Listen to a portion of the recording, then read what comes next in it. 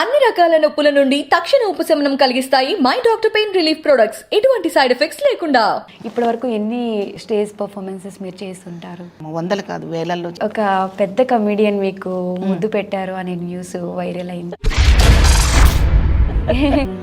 అది అందులో అల్లు రామలింగయ్య గారి కూతురు క్యారెక్టర్ చేశాను నేను. స్థిరంగా సినిమా చెయ్యాలి, సినిమా ఆర్టిస్ట్గా ఇక్కడ నిలబడాలని వచ్చిన తర్వాత సో నా భాష మీకు అర్థమై ఉందనుకుంటాను. అర్థమైందమ్మా.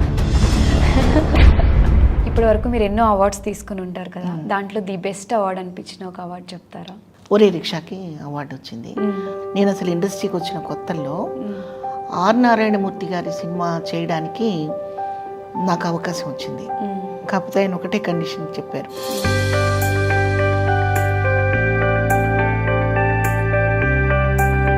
ఆ సినిమా చూసాకే ఇప్పుడు మాట్లాడుకుంటున్న ఈ సినిమాలు ఈ డైరెక్టర్లు అందరూ కూడా నాకు అవకాశం ఇచ్చేయడం. ఈ విషయం నన్ను బాగా నొప్పించింది అనుకునేది ఏమైనా?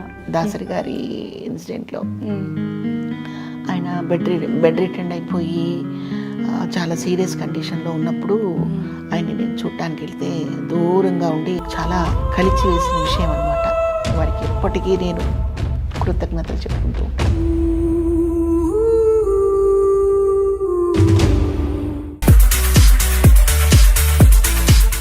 Hi, hello, welcome to I dream. నేను మీ నందు. ఇవాళ మనతో పాటు స్టూడియోలో ఉన్న గెస్ట్ ఎవరు అంటే స్టేజ్ ఆర్టిస్ట్గా కెరియర్ స్టార్ట్ చేసి కొన్ని వందలకు పైగా స్టేజ్ పర్ఫార్మెన్సెస్ చేసి మూవీస్లో సీరియల్స్లో మంచి మంచి పాత్రలు పోషించి మన ఆడియన్స్ అందరి మనసులు దోచేసిన మంచి మనసున్న ఆర్టిస్ట్ మన బుల్లితెర మహానటి శివపార్వతి గారు మనతో పాటు స్టూడియోలో ఉన్నారు. నమస్తే అమ్మా. హాయ్. నమస్తే అమ్మా. నాకు చాలా సర్టిఫికెట్లు ఇచ్చేసావు, అది నేను యాక్సెప్ట్ చేయట్లేదు. ఎందుకని అమ్మా? మహానటి అని మనకు మనం అనుకోకూడదు. మంచి నటి అని ప్రేక్షకులంటే బాగుంటుంది, కానీ మనకి మనమే మహానటి అని పెట్టుకోకూడదమ్మా. నేను కూడా యాజ్ ఎ అభిమానిగా, మీ ఫ్యాన్గా నేను కూడా మీ యాక్టింగ్ అన్నీ చూస్తూ వచ్చాను కాబట్టి హార్ట్ఫుల్గా చెప్తున్నాను, మీరు బుల్లితెర మహానటి అనే చెప్పుకోవచ్చు. Thank you. ఎవరికి వాళ్ళు అలాగా ఫీల్ అవ్వకూడదు అనేది నా ఉద్దేశం. మీరు ఫీల్ అవ్వకూడదు, బట్ మీ అభిమానులుగా మేము ఫీల్ అవ్వచ్చు. ఇక్కడ మహా అనడానికి ఏం లేదు, నటి, దట్స్ ఆల్, అంతే. ఎలా ఉన్నారు? ఏం చేస్తున్నారు? బాగున్నానమ్మా, బాగున్నాను. I'm very very happy. Okay, అసలు మీ జర్నీ ఎలా స్టార్ట్ అయింది? నాటకాలు మీకు ఎలా ఇంట్రెస్ట్? మీరు పుట్టి పెరిగింది ఎక్కడ? అసలు మీ క్వాలిఫికేషన్ కానివ్వండి. పుట్టి పెరిగింది, ఇప్పుడు దానికి ఒక చక్కటి బిరుదు ఇచ్చారు ఆ ఊరికి, కళల కాణాచి అని. తెనాలి, కళలకి నిలయం తెనాలి. ఆ తెనాలిలో పుట్టాను, ఆ తెనాలిలో పెరిగాను. అక్కడ నుంచే ఆర్టిస్ట్గా నేను పుట్టడం జరిగింది. అంటే మామూలుగా పుట్టడం వేరు, ఆర్టిస్ట్గా పుట్టడం వేరు. అందుకని సో ఆ గాలి, ఆ వాతావరణం, అక్కడ మనుషులు, అక్కడ ఆర్టిస్టులు వాళ్ళందరూ నాకెంతో దోహదపడ్డారని నేను ఎప్పుడు గర్వంగా చెప్తూ ఉంటాను. సో తెనాల్లో పుట్టాను, ఒక ఆర్టిస్ట్గా పుట్టాను. మీకు అంటే చిన్నప్పటి నుంచి యాక్టింగ్ అనేది ఇంట్రెస్ట్ అమ్మా? నాకు చిన్నప్పుడు ఇంట్రెస్ట్ అనేది అసలు నాకు తెలియదు. యాదృచ్ఛికంగా 13వ సంవత్సరంలో మా నాన్నగారు ఆర్టిస్టు, ఆయన ఆర్టిస్ట్ కావడం వల్ల ఆయన ఇది చెయ్యి అన్నారు, అది చేశాను, అంతే తప్ప దాని పట్ల ఇంట్రెస్ట్ అని చెప్పడానికి అది కరెక్ట్ కాదు. అదృశ్యంగా వచ్చాను. ఆ తర్వాత నాకు ఇంట్రెస్ట్ వచ్చింది.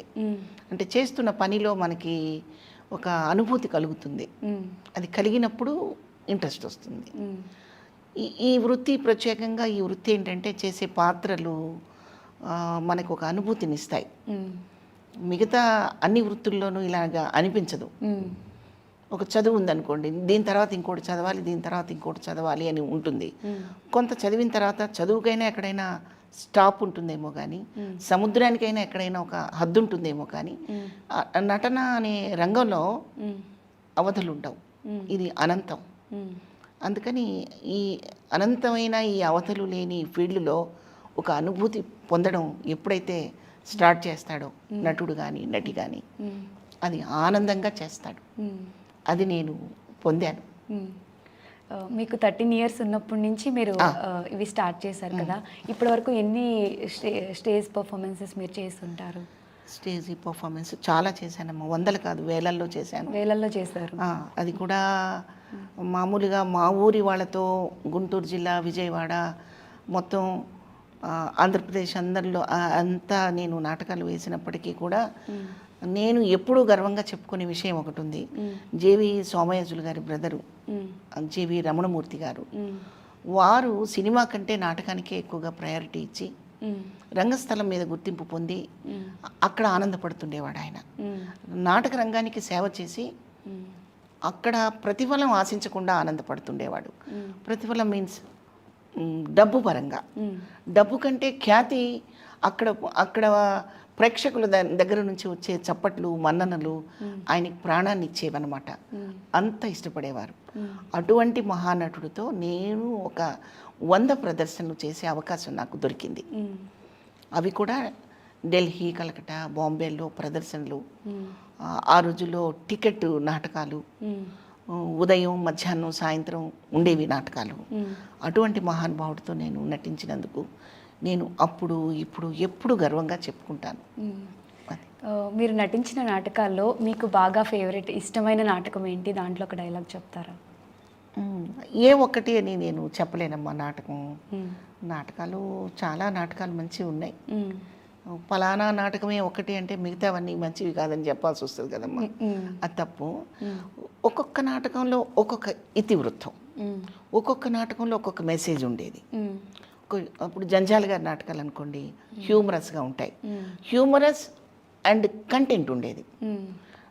అట్లా ఆయన సీరియస్గా కథ చెప్పకుండా ఒక హ్యూమర్గా కథ నడుపుతూ ఆ హ్యూమర్లో జోవెల్గా చివరిలో ఒక మెరుపు లాంటి మెసేజ్ ఇచ్చేవారు ఆయన. నాటిక నాకు సడన్గా గుర్తు రావట్లేదు, కానీ అందులో ఒక బ్రాహ్మిన్ ఫ్యామిలీలో ఒక పనివాడు ఉంటాడు. అప్పటి వరకు అతను నువ్వు అంటరాని వాడివి, ఆ జాడి ముట్టుకోవద్దు, ఇదంటుకోవద్దు అని దూరంగా పెట్టినవాడు ఫైనల్గా కులం లేదు, మతం లేదని చెప్తాడు రైటర్ జంజాల గారు. ఓకే. అంటే అతను సేవ్ చేస్తాడు. ఒక పచ్చడి జాడి చుట్టూ ఒక నాగుపాము చుట్టుకొని ఉంటే, అరే మగాళ్ళు ఎవరైనా ఉంటే పిలవరంటే, మీరు మగాళ్ళు కదా సార్ అని అడుగుతాడు యజమానిని. అలా నవ్విస్తాడు ఆయన. సరే పోరా, చెప్పిన పని చేయరా అంటే వెళ్ళి ఆ పావును తీసి బయటపడేసి సేవ్ చేస్తాడనమాట. సరే అయ్యా, ఇప్పటిదాకా నన్ను మీ కులస్తుని కాదని అంటరాని వండని దూరంగా ఉంచారు కదా అయ్యా, మరి ఇప్పుడు అందులో ఉన్న పచ్చడి ఏమైనా కడిగి తింటారా అయ్యా అని అలా నవ్విచ్చేవారు జంచాల గారు. అలా సీరియస్ నాటకాలు, ఒక నటనాలయం కానివ్వండి, మండువాలోగిలి కానివ్వండి, పల్లెపడుచు కానివ్వండి, కాంచన గంగా అనే నాటకం కానివ్వండి, మోతుకూరి జాన్సన్ గారు రాసిన నటనాలయం కానివ్వండి, ఒక్కొక్క నాటకంలో ఒక్కొక్క ఇతివృత్తం ఉంటుందమ్మా. గొప్ప గొప్ప మెసేజ్లు ఉండేవి. కాబట్టి ఫలానిది అని నేను చెప్పలేను, నాకు అన్నీ సమానమే. ఓకే. మీ ఫేవరెట్ డైలాగ్? అట్లా డైలాగ్ నేను సడన్గా చెప్పలేదు. ఓకే. అసలు మీకు నాటకాల నుంచి సడన్గా మీరు మూవీస్కి వచ్చారు. చెప్పలేను అంటే అనుభూతి చెంది చెప్పేదే డైలాగు. 1, 2, 3 అన్నట్టు చెప్పకూడదమ్మా. ఓకే. ఒక ఫీల్తో చెప్తేనే ప్రేక్షకుడు మెచ్చుతాడు. అవును. నాకేదో గుర్తున్నది నేను ఇప్పుడు చెప్తే కరెక్ట్ కాదు. అవును, అంతే. ఆల్రెడీ నేను మీ డైలాగ్స్ కొన్ని ఉన్నాను. కొన్ని జీలో మీరు ఒక డైలాగ్ చెప్పారు, దేశభక్తి గురించి. ఆ డైలాగ్ అయితే నాకు ప్రాపర్గా గుర్తులేదు, బట్ ఆ రోజు అయితే అందరూ స్టేజ్ మొత్తం లేచి క్లాప్స్ కొట్టి చాలా ఇంప్రెస్. అల్లూరి సీతారామరాజు ఏకపాత్ర అభినయం లాగా అప్పటికప్పుడు క్రియేట్ చేసుకొని చెప్పడం జరిగింది. అవును, ఆ రోజు నేను కూడా ఆ షోలో ఉన్నాను. సో ఆ రోజు చాలా హ్యాపీగా ఫీల్ అయ్యాను ఆ డైలాగ్ విని. చాలా బాగా చెప్పారు. Thank you. Me first movie ఎలా వచ్చిందమ్మా? ఎలా స్టార్ట్ చేశారు? ఫస్ట్ మూవీ అంటే ఎప్పుడో సర్పయాగానికి ముందు సప్తపది అని ఒక సినిమా చేశానమ్మా, కె విశ్వనాథ్ గారి దాంట్లో. అందులో అల్లు రామలింగయ్య గారి కూతురు క్యారెక్టర్ చేశాను నేను. చాలా చాలా సంవత్సరాల ముందు ఇది. ఝాన్సీ గారు నాకు మదరు, అల్లు రామలింగయ్య గారు ఫాదర్ అనమాట. చిన్న క్యారెక్టర్ అది. సో ఫస్ట్ మూవీ అని లెక్కగా చెప్పాల్సి వస్తే అదే. కానీ నేను స్థిరంగా సినిమా చెయ్యాలి, సినిమా ఆర్టిస్ట్గా ఇక్కడ నిలబడాలని వచ్చిన తర్వాత చేసిన ఫస్ట్ మూవీ సురేష్ ప్రొడక్షన్స్ ద్వారా సర్పయాగం. ఆ సర్పయాగం సినిమా నన్ను నిలబెట్టింది, నాకు ఒక మంచి దారి చూపించింది. అంటే ఒక మంచి ఆర్టిస్ట్ ఇండస్ట్రీకి వచ్చింది అని మంచి ప్రొడ్యూసర్స్ నాకు ఒక 10 అవకాశాలు ఇవ్వడానికి ఆ సినిమా, ఆ ప్రొడక్షను, అందులో పనిచేసిన మా ఆర్టిస్టులందరికీ మంచి అవకాశం దొరికింది. దట్టు నన్ను ఎవరైతే ఇంట్రడ్యూస్ చేసి నాటకరంగం నుంచి నన్ను ఇంట్రడ్యూస్ చేసిన పరుచూరి బ్రదర్స్, దానికి డైరెక్టర్ గారు, ఓకే, సర్పయాగం సినిమాకి పరుచూరి గోపాలకృష్ణ గారు, బ్రదర్స్ ఇద్దరు రైటర్స్, గోపాలకృష్ణ గారు డైరెక్టరు, రామానాయుడు గారు ప్రొడ్యూసర్ గారు, శోభన్ బాబు గారు అందులో మెయిన్ క్యారెక్టరు, కథకి నాయకుడు, మంచి క్యారెక్టర్, మీకు తెలుసది. సో అందులో నేను యాక్ట్ చేయడం నా అదృష్టం. అందులో చాలా చాలా నాకు అదృష్టాలు దక్కాయి. ఒక నగేష్ గారు, నూతన్ ప్రసాద్ గారు, శోభన్ బాబు గారు, ఇంతమంది కలయిక. ఒక పక్క పరుచూరి బ్రదర్స్ వాళ్ళు నన్ను కావాలని సెలెక్ట్ చేసి సినిమాకి ఇండస్ట్రీకి పరిచయం చేయడం, అవన్నీ అదృష్టాలు నాకు. పరుచూరి బ్రదర్స్ గురించి ఒక మాటలో చెప్పాలి అంటే మీరు ఏం చెప్తారు వాళ్ళ గురించి? పరుచూరి బ్రదర్స్ ఇంట్రడ్యూస్ చేయకపోతే నేను అసలు లేనమ్మా, నేను అసలు లేను. శివపార్వతి అనే పదం సినిమా ఇండస్ట్రీలో వినిపించేది కనిపించేది కాదు. నాటకాలు వేసుకుంటూ అలా అలా అలా ఏం జరిగేదో అది కూడా నాకు తెలియదు. ఎందుకంటే నాటకానికి కొంచెం స్పాన్ ఉంటుంది, కొద్ది స్పాన్. అందులో నా ఏజ్లో ఉన్నంత వరకు నేను హీరోయిన్గానే చేశాను అన్ని నాటకాలు. మదర్ అనేది చేసింది ఒకే ఒక్క నాటిక, అది కూడా సర్పయాగం సినిమాకి ముందు, ఇండస్ట్రీకి రాబోయే ముందు నేను చేసిన ఫస్ట్ ప్లేలెట్, అంటే మదర్గా చేసింది. అది తప్ప మిగతావన్నీ హీరోయిన్సే. చలాకీగా ఉన్నా, అందంగా ఉన్నా, విగర్స్గా ఉన్నా, ఎలా ఉన్నా హీరోయినే. సో హీరోయిన్ కొంతకాలానికి ఫేడ్ అవుట్ అవుతుంది, ఏ రంగంలోనైనా, అంటే నాటక రంగంలోనైనా సినిమాలోనైనా. సో కొంత ఫేడ్ అవుట్ అయిన తర్వాత అంత ఇది ఉండేదో ఉండదో నాకు తెలియదు. కరెక్ట్గా ఆ టైంకి నేను సినిమా ఇండస్ట్రీకి రావడం, మదర్ క్యారెక్టర్స్ నేను సెలెక్ట్ చేసుకోవడం, నేను సెలెక్ట్ చేసుకోవడం అనడం కంటే నన్ను సెలెక్ట్ చేసుకోవడం, ఇవన్నీ కూడా యాదృచ్ఛికంగా జరిగాయి. సో అది ఇప్పటి వరకు చేసిన మదర్ రోల్స్ అన్నిటిలో కూడా దానికి మీరు కరెక్ట్గా యాప్ట్ అయిపోయారు. ఆ రోల్లో మీరు అంటే ఎక్కడ యాక్ట్ చేసినట్టు కాకుండా ఒదిగిపోయారు అని చెప్పుకోవచ్చు. మీరు చేసిన ప్రాజెక్ట్స్ అన్నిటిలో కూడా ఎక్కడ యాక్టింగ్ చేసినట్లేదు, చాలా న్యాచురల్గా ఉన్నాయి. సో మీరు చేసిన మూవీస్లో మీకు బాగా నచ్చిన మూవీ ఏది అంటే ఏం చెప్తారు? క్యారెక్టర్ పరంగా నాకు ఫస్ట్ ఇలా అడిగిన వెంటనే చెప్పడానికి వీలుగా ఉన్న సినిమా ఆహ్వానం. ఆహ్వానం సినిమాలో మంచి మదర్, అంటే మదర్ మంచి ఏంటి చెడ ఏంటి అని మీరు ప్రశ్నించవచ్చు. జనరల్గా మదర్ ఉంటుంది, పిల్లల క్షేమాన్ని కోరుకుంటుంది, అది సహజంగా ఉండే మదరే. కానీ కాన్వర్ట్ పొజిషన్లో కొడుకు తప్పుని కూడా ఎత్తి చూపగలగడం అనేది మంచి మదరు కదా. అందులో ఆ పాయింట్ దివాకర్ గారు, రైటర్ దివాకర్ గారు, కొడుకు తప్పు చేస్తే కొడుకు తప్పుని కూడా బ్లంట్గా విమర్శించి, ఇటువంటి కొడుకు వీడు ఇలాంటి వాడని నా చనుబాలు తాగేటప్పుడే నాకు తెలుసుంటే అప్పుడే నీ గొంతు పిసికి చంపేదాన్ని అని రాశారు రైటరు. అది మంచి అద్భుతమైన ప్రయోగం. ఏ తల్లి తన బిడ్డని చంపాలని అనుకోదు, కానీ అతను చేసిన దుర్మార్గాన్ని, నువ్వు ఇలాంటి వాడని నాకు ఆ రోజు తెలియదు కదా, తెలుసుంటే నువ్వు ఏ మంగళసూత్రంతో ఆడుకుంటూ నా చనుబాలు తాగావో ఆ మంగళసూత్రంతో నిన్ను చంపేసేదాన్ని అనే మాట రాశారు. సో అది నాకు వెంటనే గుర్తొచ్చే డైలాగ్ అనమాట. అది కాకుండా నెక్స్ట్ పాండురంగడు, చాలా ఉదాత్తమైన సినిమా. ఆ రోజుల్లో, పాత రోజుల్లో నందమూరి తారక రామారావు గారు పెద్ద ఆయన, మనందరి రాముడు, తెలుగు జాతి మొత్తానికి అందాల రాముడు, మనం పూజించే రాముడు. ఆ రాముడు నటించిన పాండురంగ మహత్యం అనే చిత్రంలో ఋషేంద్రమణి గారు చేశారు ఆయన తల్లి క్యారెక్టర్. అదే పాత్ర పాండురంగడు చిత్రంలో ఆయన తనయుడు బాలకృష్ణ గారు యాక్ట్ చేసినప్పుడు ఆ పాత్ర నాకు దొరికింది. మంచి క్యారెక్టర్. ఆ సినిమాకి సుద్దాల అశోక్ తేజ గారు మాతృదేవో భవ అని ఒక మంచి పాట రాశారు. ఆ పాట విశ్వనాథ్ గారు, నేను బాలకృష్ణ గారు ముగ్గురు ఉంటాం ఆ సాంగ్లో. మంచి పాట, ఒక ఫీల్ ఉన్న పాట. సో ఆ క్యారెక్టర్ కూడా నాకు చాలా బాగా ఇష్టం. ఓకే. అంటే ఇష్టంగా, అంటే నేనేదో షూటింగ్కి వచ్చాను నాకు పాత్ర అన్నట్టు కాకుండా నేనే అన్నట్టు యాక్ట్ చేయగలిగాను అనమాట. అంత అంత దగ్గరైంది నా మనసుకి ఓకే. 2 పాత్రలు.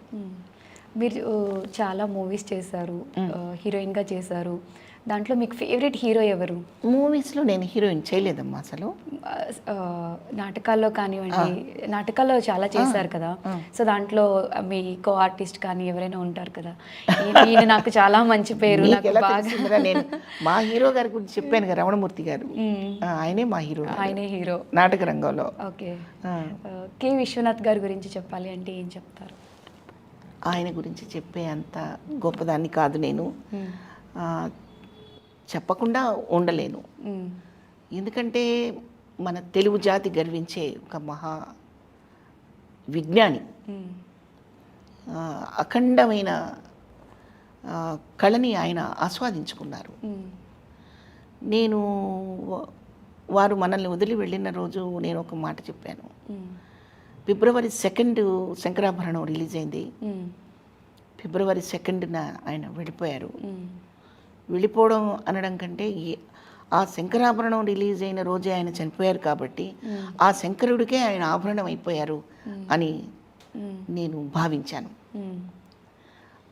అలా ఆ గొప్ప డైరెక్టర్ గారితో కూడా నేను కలిసి నటించడం, ఆయన డైరెక్షన్లో నటించడమే కాకుండా ఆయనతో పాటు ఆయన సరసన నటించే అవకాశం నాకు దొరకటం నిజంగా నాకు పూర్వజన్మ సుకృతం అనే చెప్పచ్చమ్మా. నిజంగా నా మనసు ఫీల్ అవుతున్నది చెప్తున్నాను. ఏదో అవకాశం వచ్చింది చేశాను అలా కాదమ్మా. మనం కొన్ని దేవాలయాలకి వెళ్ళాలి అని కోరుకుంటాం, కొన్ని కారణాల చేత వెళ్ళలేకపోతాం మనం కదా. అనుకోకుండా మనం అక్కడికి ఒక్కోసారి వెళితే అరే ఇన్ని సంవత్సరాల నుంచి అనుకున్నాను, నాకు ఈ స్వామి దర్శనం కలగలేదే, ఇప్పుడు ఇక్కడికి వచ్చాము అని మనం ఎంత ఆనందపడతామో, నేను అంత ఆనందపడ్డాను.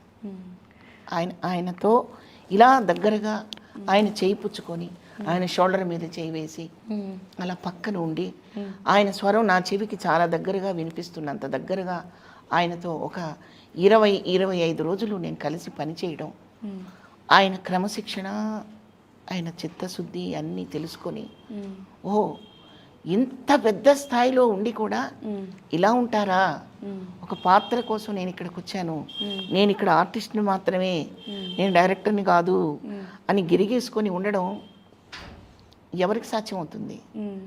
ఆయన జస్ట్ ఆర్టిస్ట్లానే ఉన్నారు అంతే. నేను కె విశ్వనాథ్ని నాకు అన్నీ తెలుసు అన్నట్టుగా కూడా ఉండేవారు కాదు ఆయన. కో డైరెక్టర్ గారు వచ్చి సార్ షార్ట్ అండ్ అని వెంటనే లేచి వస్తుండేవారు. సో చాలా నేర్చుకోవాలమ్మా వాళ్ళ దగ్గర, చాలా నేర్చుకోవాలి. ఓకే. మహానటి సావిత్రి గారిని మీరు చాలా దగ్గరగా చూశారు. సావిత్రి గారి గురించి కొన్ని మాటలు, ఈ జనరేషన్ వాళ్ళకి ఆవిడ గురించి ఏమీ తెలియదు, సో మీరేం చెప్తారు సావిత్రి గారి గురించి చెప్పండి అంటే? సావిత్రి గారి గురించి ఈ జనరేషన్ వాళ్ళకి తెలియదని అనుకోవటం పొరపాటేమో అనుకుంటున్నాను. అంటే తెలుసు నార్మల్గా, అంత బ్రీఫ్గా ఇప్పటి వరకు ఆడియన్స్కి తెలియని విషయాలు మీరేమైనా షేర్ చేయగలరా అని? ఆడియన్స్కే కాదమ్మా, నాకు కూడా తెలియని విషయాలు చాలా ఉంటాయి. ఓకే. అవునమ్మా, జనరల్గా అన్నీ విన్నవే తప్పితే ప్రత్యక్షంగా చూసినవి మనకి తెలియదు. కాబట్టి విన్న వాటిలో ఎన్ని నిజాలు అని మనం ఫిల్టర్ చేసుకుంటే కొన్ని మాత్రమే నిజాలు, కొన్ని అసత్యాలు ఉంటాయి. అవును. మనం ఆమె మీద ఉన్న ప్రేమతోటి అసత్యాలను కూడా నిజం అనుకొని అవతల వాళ్ళని శత్రువులుగా అనుకుంటాం. కాదు, కొన్ని ఉన్నాయి, కొన్ని నిజాలు ఉన్నాయి. అయితే ఆ నిజాలు ఏమిటి, ఎక్కువగా క్రియేట్ చేసి చెప్పిన విషయాలు, వాటిలో గురించి మనం ఫిల్టర్ చేసుకుంటే ఆమె అమాయకత్వంగా నమ్మడం, ప్రేమ గుడ్డిది అనే విషయాన్ని ఆవిడ ఖచ్చితంగా రైట్ కొట్టడం, ప్రేమ గుడ్డిది అన్న విషయాన్ని ఆమె నిజం చేశారు. నిజంగా ప్రేమ గుడ్డిదే, ఆ ప్రేమతోనే ఆమె గుడ్డితనంగా, అంటే అక్కడ అవతల వాళ్ళ తప్పు అనుకోవడానికి వీల్లేదు. మన విచక్షణ కూడా కొంచెం క్రోడీకరించుకోవాలి మన లైఫ్ సెట్ చేసుకునేటప్పుడు కదా. అవతల వాళ్ళ మీదనే బ్లేమ్ వెయిటింగ్ కంటే మన విజ్ఞానాన్ని కూడా మనం చెక్ చేసుకోవాల్సిన అవసరం ఉంది. సో ఆ విషయంలో ప్రేమ గుడ్డిది అనే దానికి ఆమె ఎక్కువ ఓటేశారని నేను అనుకుంటుంటాను. ఓకే. వ్యక్తిగతంగా వచ్చేసరికి ఎవరు చెప్పుకున్నా ఎవరు విన్నా చాలా ముందు ఆమెకి పరిచయాలు ఉన్న వాళ్ళు ఎవరు చెప్పినా ఆవిడ గురించి చాలా గొప్పగా మాట్లాడతారు. చాలా గొప్ప ఔన్నత్యం ఉన్న మనిషిగానే మాట్లాడతారు.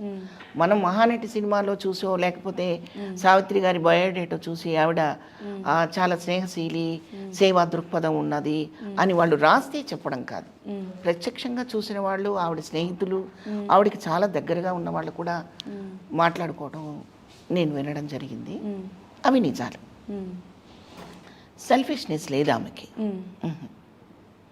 సెల్ఫిష్నెస్ లేదు. నేను ఇంత పెద్ద మహానటిని, నాకు ఏదో పట్టం కట్టాలి, పట్టం కట్టారు, అవి తెలిసి ఉంటే ఆమె అలా వెళ్ళిపోయి ఉండేవాళ్ళు కాదేమో నేను అనుకోవటం. మీరు అప్పుడున్న జనరేషన్ ఆర్టిస్టులు, పెద్ద పెద్ద ఆర్టిస్టులతో వర్క్ చేశారు. ప్రజెంట్ ఇప్పుడున్న ఆర్టిస్టులు అప్పటికి ఇప్పటికి ఇండస్ట్రీలో మీకు ఏమన్నా డిఫరెన్స్ కనిపించిందా? లాట్ ఆఫ్ చేంజెస్ ఉంటాయమ్మా, ఉండకుండా ఉండవు. అప్పటిలాగే ఇప్పుడు ఉంది అనుకుంటే పొరపాటు, అప్పట్లాగే ఇప్పుడు ఉండాలని కోరుకోవడం కూడా పొరపాటు. అవునమ్మా, చాలామంది మేము ఆ రోజుల్లో ఈ రోజుల్లో, ఆ రోజుల్లో అద్భుతంగా ఉంది, ఈ రోజుల్లో ఏదో అయిపోయింది అని అనుకుంటుంటారు. అది కరెక్ట్ కాదు.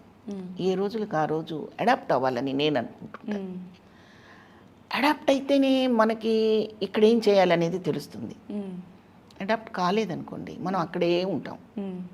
ఇప్పుడు బ్లాక్ అండ్ వైట్ సినిమా తీసుకోండి మీరు, ఎప్పుడో ఒక 50 సంవత్సరాల క్రితం సినిమా, 60 సంవత్సరాల క్రితం సినిమా ఉన్నాయి ఇప్పటికీ మనకి చూస్తుంటాం మనం.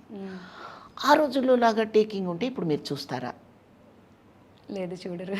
ఎందుకని అంటే జనరేషన్ అప్డేట్ అయిపోయింది. అప్డేట్ అయింది మనకి. చదువు బాగా చదువుకుంటున్నారు ఆడవాళ్ళు, మగాళ్ళతో పాటు చదువుకుంటున్నారు. చదువుకుంటున్నప్పుడు టెక్నాలజీని కూడా వాళ్ళు క్యాచ్ చేయగలుగుతున్నారు. ఇప్పుడున్న ఫాస్ట్ టెక్నాలజీని వాళ్ళు క్యాచ్ చేయగలుగుతున్నారు. క్యాచ్ చేసినప్పుడు ఆ రోజుల్లో లాగే పిలకముడి వేసుకొని ఉండడానికి ఇష్టపడరు. ఆ రోజుల్లోగే పంచ కట్టుకొని సిటీ బస్సులు ఎక్కడానికి పరిస్థితి సానుకూలంగా ఉండదు. ఆ రోజుల్లో అలాగే జడగంటలు వేసుకొని చక్కగా లంగా పావుడా కట్టుకొని పరిగెత్తే బస్సు ఎక్కడానికి పరిస్థితులు సానుకూలంగా ఉండవు. కాబట్టి మనం ఏం చేయాలి? పరిస్థితులకు అప్డేట్ అవ్వాలి. ఓకే, అంతే కదా తల్లి. అంతే అంతే. ఇప్పుడు జడగంటలు వేసుకొని చక్కగా తలనిండి కనకాంబరాలు పెట్టుకొని, బుట్టులో లాకులు వేసుకొని, ముక్కు పొడుకు పెట్టుకొని, చక్కగా కుంకుమ బొట్టు పెట్టుకొని ఓ సాఫ్ట్వేర్ ఉద్యోగం చేస్తున్నారు అనుకోండి, పిచ్చాడిలాగా చూస్తారు. అవును, ఇప్పుడున్న జనరేషన్లో అలానే చూస్తారు. జనరేషన్ అనుకోవద్దు, ఇక్కడ మార్పు, తరం మారింది. ఇప్పుడు ఇంతకుముందు అన్నీ ఒక 10 గుమ్మాలు ఉన్నాయనుకోండి ఇంట్లో, ప్రతి తలుపు దగ్గర ఒక గుమ్మం ఉండేది, గడప. గుమ్మం కాదు, గడప. ప్రతి గుమ్మానికి పసుపు రాసి చక్కగా బొట్లు పెట్టుకునేవాళ్ళు.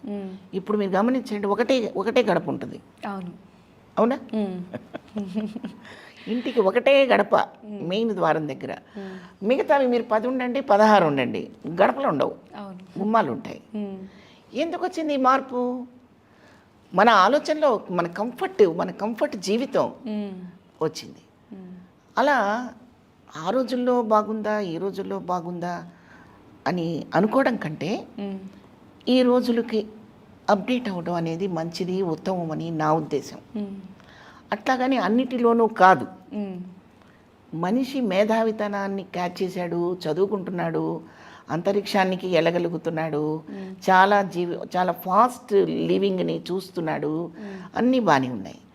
ఎన్ని బాగున్నా మనుషులలో కమ్యూనికేషను, మనుషులలో ప్రేమ, మమకారాలు, కొన్ని కట్టుబాట్లు మారకుండా ఉన్నంత వరకు ఎన్ని మార్పులు వచ్చినా బాగుంటాయి తల్లి, చాలా బాగుంటాయి. వాటితో పాటు మన మనసుల్ని కూడా పాలల్లో నీళ్లు కొంతవరకే పోయగలం. ఒక గ్లాసు పాలల్లో ఒక 10 స్పూన్లు నీళ్లు పోయగలం, కానీ బిందెడు నీళ్లు పోసామనుకోండి పాలలాగా ఉంటాయి, చెప్పండి, తెలిసిపోతుంది. అంత కల్మషం కాకూడదు అని నా ఉద్దేశం. ఆ రోజుల్లో ప్యూరిటీ డెఫినెట్గా ఉంది. ఆ రోజుల్లో ఏ పనిలోనైనా అంతే శ్రద్ధ, అంతే పట్టుదల అప్పుడు ఉంది. ఇప్పుడు కూడా చదువు పట్ల మనం ఇంకా బాగా ముందుకెళ్ళాం. అమ్మాయిలు కష్టపడి చదువుతున్నారు, ఎదుగుతున్నారు. నాకు హ్యాపీగా అనిపిస్తూ ఉంటుంది. గిరిగీసి గుమ్మం దగ్గరే నించోబెట్టకుండా వాళ్ళకంటూ ఒక స్వాతంత్ర్యాన్ని, ఒక స్వేచ్ఛని మనం సంతరించుకున్నామని నాకు చాలా సంతోషంగా ఉంటుంది. ఓకే. అమ్మ, మీరు ఎంతవరకు చదువుకున్నారు? నా చదువు గురించి చెప్తే చాలా బాధపడతావు తల్లి. పర్లేదు, చెప్పండి. నేను 7th కూడా కంప్లీట్ చేయలేదురా. ఓకే. ఎందుకని? ఎందుకనంటే ఆ రోజుల్లో చదువు కొనుక్కునే స్థితి మాకు లేదు. ఓకే. చదువుకోగలం కానీ చదువుకొనే స్థితి లేదు మాకు. ఓకే. అర్థమైందిగా నీకు? ఓకే. అంటే చదువుకోవడానికి తగిన ఫెసిలిటీస్ కానివ్వండి, కంఫర్ట్. ఓకే. అంటే ఆ పరిస్థితులు, అప్పటి పరిస్థితులు అలా ఉన్నాయన్నమాట.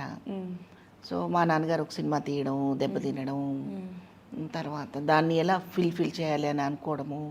ఆ టైంలో నేను తెనాల్లోనే ఉన్నాను కాబట్టి మంచి నాటకాలు వేయించవచ్చు కదా అమ్మాయితోటి అని చెప్పి, మామూలుగా పక్కన ఉన్న వాళ్ళు అమ్మాయి బాగుంది నాటకాల్లో గుదించు అవి అన్నీ అంటుంటారు.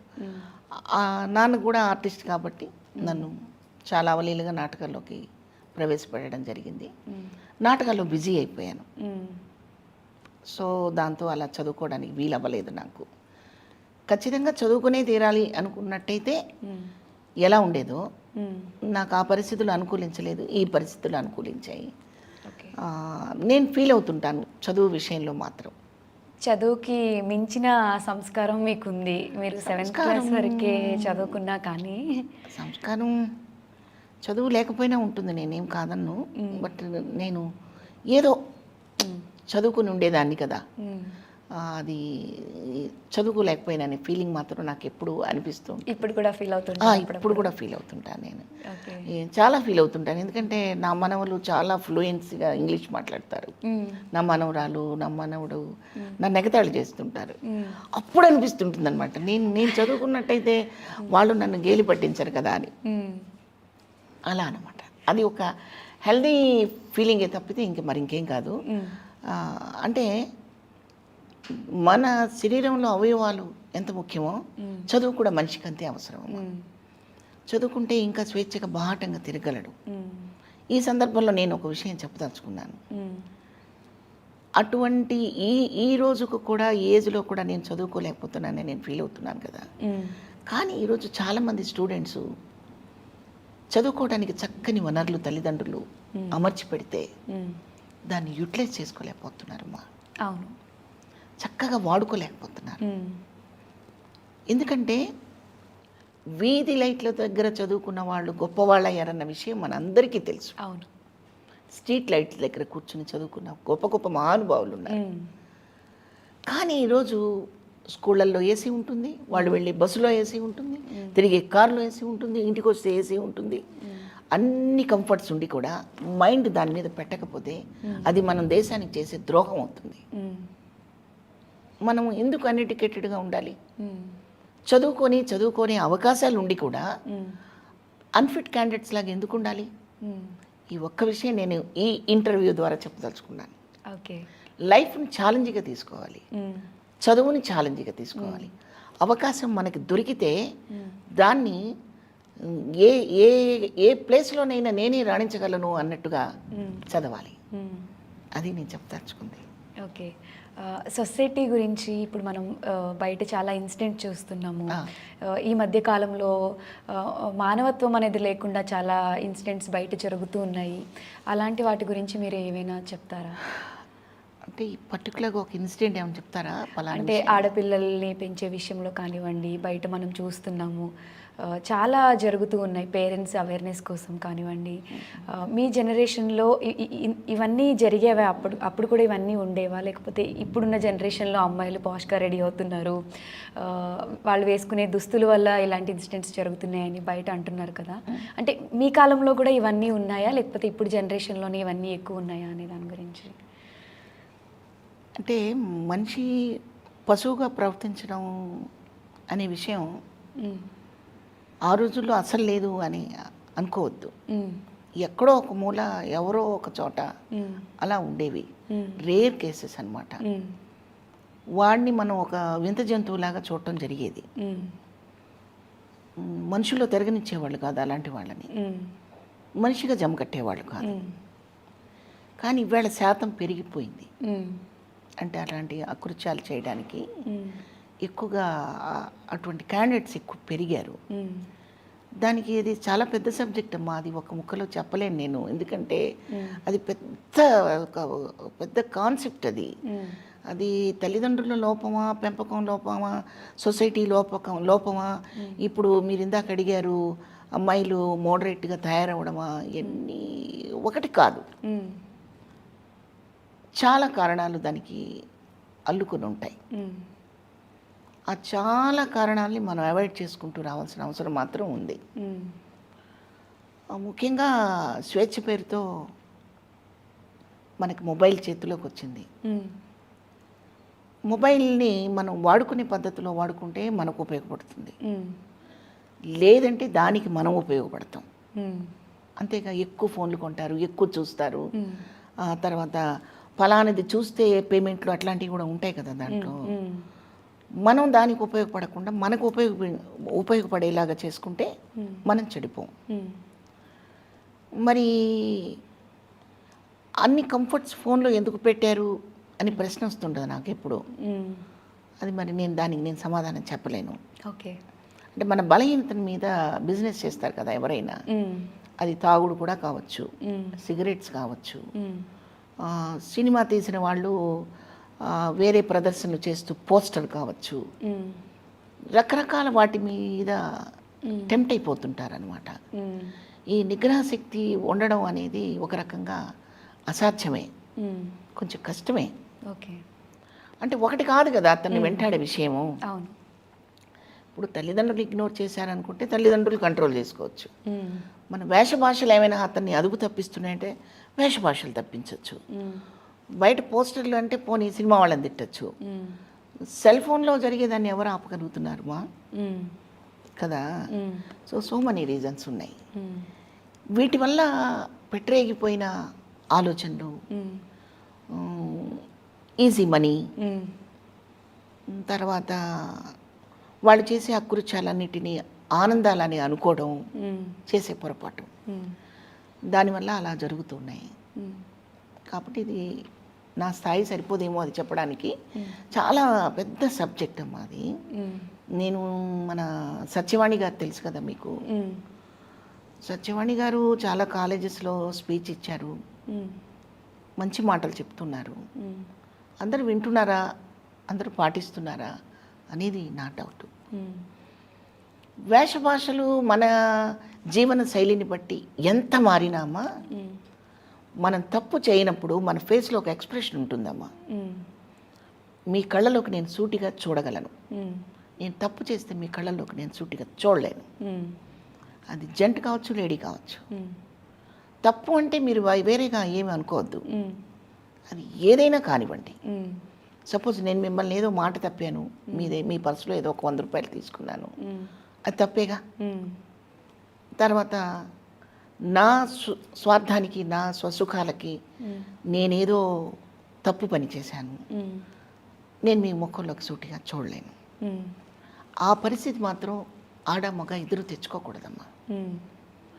ఆ ఆయుధం మన దగ్గర ఉంటే మన అవసరాన్ని బట్టి ప్యాంట్ వేసుకొని వెళ్తాం, మన అవసరాన్ని బట్టి చుడీదార్ వేసుకొని వెళ్తాం, మన అవసరాన్ని బట్టి విరబోసుకొని వెళ్తాం, మన అవసరానికి గట్టిగా ముడి వేసుకొని వెళ్తాం, చీర కట్టుకొని ఎలా ఉన్నా సరే. ఇన్నర్ పాత్ర అనేది ఒకటి ఉంటుంది ప్రతి వ్యక్తికి. అది కాంక్రీట్గా ఉండాలి, అది చెదరకూడదు.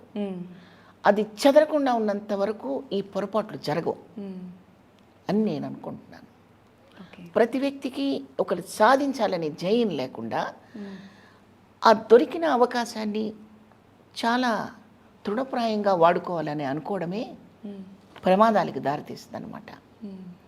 అలా కాకుండా నన్ను కన్న తల్లిదండ్రులు, నా దేశము, నా ఊరు, నా పరిసరాలు, నా ఎదురింటివాడు, నా వెనకింటివాడు, నా పక్కింటివాడు, వీళ్ళందరికీ నేను అంతరాయం కలిగించకూడదు, వీలైతే వాళ్ళకి నేను మంచిగా ఉపయోగపడాలి కానీ నా వల్ల వాళ్ళకి డిస్టర్బెన్స్ రాకూడదు అన్న ఒక్క కంటెంట్ మైండ్లో పెట్టుకుంటే మనం దేన్ని ప్రమాదంగా మలుచుకోం, ప్రమోదంగా మార్చుకుంటాం. అది మార్చుకోవాలని నేను కూడా కోరుకుంటున్నాను. ఓకే. లేకపోతే ఏదో మన ఇంట్లో దొరికిన ఒక కొమ్మ మీద వస్తువులాగా తుంచేసి పక్కన పడేయాలనుకునే నేచరు, ఇన్ని దుర్మార్గాలు ఇవన్నీ చెప్పుకోవడానికి కూడా సిగ్గుగా ఉన్నాయి మనకి. పాఠశాలల్లో కూడా దురాచారాలు జరగడం, ఇవన్నీ వినడానికి చెప్పుకోవడానికి మనసు ఒప్పుకోవట్లేదు.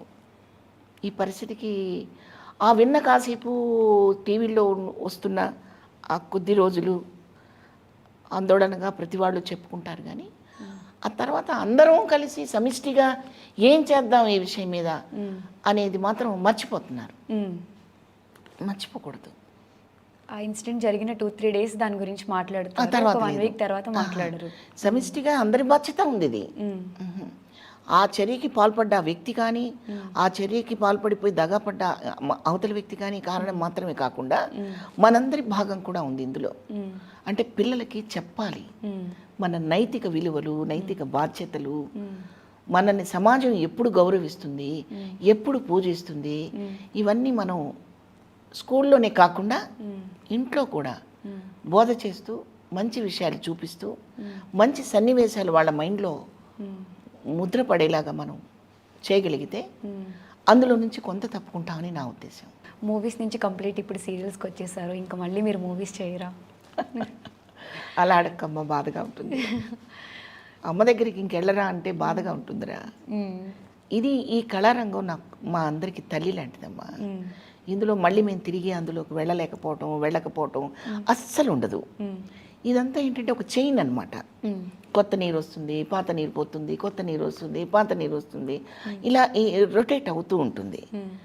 ఇప్పుడు నేను నాటకరంగం నుంచి వచ్చి సినిమాలో అందరి హీరోలతో, పెద్ద పెద్ద హీరోయిన్స్తో, పెద్ద డైరెక్టర్స్తో, పెద్ద ప్రొడక్షన్స్లో 200 సినిమాలు చేశాను. ఈరోజు నాకు ఒక సినిమా రాలేదని, నన్ను అమ్మ మర్చిపోయిందనో లేదా అమ్మ నన్ను ద్రోహం చేసిందనో అనుకుంటే పొరపాటు. ఈ ట్రెండ్ మారుతూ ఉంటుంది, చెప్పాను కదా. సో కొత్త వాళ్ళు రావాలి, వాళ్ళు ఇందులో నిలబడాలి, మేము మళ్ళీ మాకు తగ్గ పాత్రలు వస్తే మేము చేయాలి, ఇది ధర్మం. కాబట్టి మళ్ళీ రామని మేము అక్కడికి వెళ్ళమని మేము చేయమని నేను ఎప్పుడు అనుకోను. కాకపోతే పెద్ద స్క్రీన్ నుంచి చిన్న స్క్రీన్కి వచ్చాను. చిన్న స్క్రీన్లో నాకేం తక్కువ చేయలేదు, వాళ్ళు నన్ను గౌరవించారు, నాకు పెద్దపీట వేశారు, మంచి పాత్రలు ఇచ్చారు. కాబట్టి నేను ఇక్కడ లబ్ధి పొంది ఉన్నానని నేను గర్వంగా చెప్పగలను. ఇప్పటివరకు చేసిన సీరియల్స్లో మీ ఫేవరెట్ సీరియల్ ఏంటి? మంగమ్మ గారి మనవరాలు. ఇలాగే కుర్చీలో కూర్చొని 4.5 సంవత్సరాలు 5 సంవత్సరాలు నన్ను ప్రేక్షకులు నన్ను ఒప్పుకొని నేను మంచి నటినని వాళ్ళు ప్రేమించబట్టే కదా నేను చేయగలిగాను. మంచి రేటింగ్ వచ్చింది, మంచి పేరు వచ్చింది, మంచి కాన్సెప్ట్ చేశారు ఆర్కే ప్రొడక్షన్స్ నుంచి, రాఘవేంద్ర గారి ప్రొడక్షన్ నుంచి మంచి పేరు వచ్చిందమ్మా. ఆ సీరియల్కి చాలామంది అభిమానులు ఉన్నారు. అసలు ఆ సీరియల్కి నిండుదనం అంటే శివపార్వతి గారు అనేది కూడా బయట ఒక టాక్. అట్లా ఏం లేదమ్మా, పాత్ర మనకి దొరికినప్పుడు మనం ఆ పాత్రని యూటిలైజ్ చేసుకుంటాం.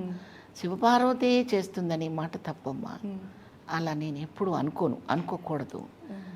ఆ పాత్రలోకి నేను ఇమ్మడగలిగాను, నాకు ఆ పాత్ర దగ్గరైంది, 2 కలిస్తే పాత్ర సక్సెస్ అవుతుంది. ఆ పాత్రకి భిన్నంగా నేను ఏదైనా యాక్ట్ చేశాను అనుకోండి, బాగోదు కదా. సో ఆ పాత్రకి ఏం కావాలో అది నేను చేయగలిగితే బాగా చేసినట్టే. సో అది సెట్ అయింది అలాగా. అందుకే నేనే ఎలా అనగలనమ్మా, తప్పు కదా. మనకంటే ముందు చాలామంది గొప్ప గొప్ప నటీమణులు ఉన్నారు ఇక్కడ, అది మర్చిపోయి మాట్లాడకూడదు. ఈ అమృత బాండంలో నాకు కూడా ఒక అవకాశం దొరికింది. నేను కొంతకాలం ఇక్కడ నటిగా ఎంజాయ్ చేస్తున్నాను అంతే తప్ప నేనే అని అనుకోకూడదమ్మా, ఎవరో అది కరెక్ట్ కాదు. ఇప్పుడు ప్రజెంట్ ఏం సీరియల్స్ చేస్తున్నారు? రీసెంట్గానే క్లోజ్ అయింది మా అన్నపూర్ణ వాళ్ళది ఇంటి కొట్టు. కొత్త ప్రాజెక్టు ఇంకొక 1 month 2 months పడుతుంది అట్లా. అందరూ శివపార్వతి గారిని మళ్ళీ ఎప్పుడు మూవీస్లో మదర్ రోల్స్లో ఇమిడిపోయారు. అసలు ఒక మదర్ రోల్ చేస్తే ఈవిడ చాలా బాగా చేస్తారు, మళ్ళీ మూవీస్ త్వరలో కనిపించే ఛాన్సెస్ ఉన్నాయా? అంటే మీరు అవకాశాలు వస్తే చేస్తాను అనేది మీరు ఇప్పుడు చెప్పారు. అవునమ్మా. సో అది మళ్ళీ త్వరలో జరిగే అవకాశాలు ఏమైనా ఉన్నాయా అంటే? ఎక్స్పెక్టేషన్ అదేమ్మా. అదే ఇప్పుడు ఆర్టిస్ట్ గిరిగీసుకొని ఈ పాత్రే చేస్తాను ఆ పాత్ర చేయను అనేమి ఉండదు. ఏ పాత్ర అయినా చేయడానికి ఆర్టిస్ట్ ఎప్పుడు ఫ్లెక్సిబుల్గా ఉంటుంది. నేను ఉన్నాను. బట్ అటువంటి పాత్ర నాకు వస్తే తప్పకుండా నేను ఎప్పుడూ ఎదురు చూస్తూ ఉంటాను ఆర్టిస్ట్గా. అది చెప్పమ్మా. ఓకే, ఇండస్ట్రీకి వచ్చిన తర్వాత అంటే ఇండస్ట్రీ వాళ్ళంటే బయట వీళ్ళు ఏదైనా చేస్తారు, ఒక బ్యాడ్ టాక్ ఉంటుంది ఇండస్ట్రీ వాళ్ళ మీద. సో అలాంటి మాటల వల్ల మీరు ఎప్పుడైనా పర్సనల్గా ఇబ్బంది పడడం కానీ అలాంటివి ఏమైనా జరిగాయా? ఫ్యామిలీలో ఏమైనా కొంచెం డిస్టర్బెన్సెస్ రావడం కానీ? అంటే ఇది చాలా డెలికేట్ పాయింట్ అమ్మా మీరు అడిగింది. అంటే ఇండస్ట్రీలో ఇలాగ ఉంటారా బయట ఉంటారా అని మనం ప్రశ్నించుకోవాలి. అంతటా ఉంటారు. అయితే ఇండస్ట్రీలో మాత్రమే ఏదో జరిగిపోద్దని అనుకోవటం పొరపాటు. ఎందుకంటే నేను ఎలా ఉంటే మీరు ఎలా ఉంటారు, ఇది నా నమ్మకం. నేను ఒక విషయానికి ఏదైనా అవకాశం ఇచ్చాను అనుకోండి, నా హ్యాండ్ బ్యాగ్ తీసి మీ ఒళ్ళో పెట్టి లేదా మీ పక్కన పడేసాను అనుకోండి, అక్కడ విచ్చలవిడిగా పడిపోయాయి కొన్ని వస్తువులు. మీరు తీసుకోవడంలో తప్పేం లేదు. నేను నా హ్యాండ్ బ్యాగ్ నా దగ్గర పదిలంగా పెట్టుకున్నాను అనుకోండి, మీరు ఎట్టి పరిస్థితుల్లోనూ తీయడానికి వీల్లేదు. సో ఒకవేళ మీరు దొంగతనం చేయడానికి గబుకుని లాక్కున్నారనుకోండి, దాన్ని ఎలా లాక్కోవాలో కూడా నాకు తెలుసు. నేనే రోడ్డు మీద పడేసి మీరు లాక్కున్నారని నేను బ్లేమ్ చేయడం నాకు ఇష్టం ఉండదు.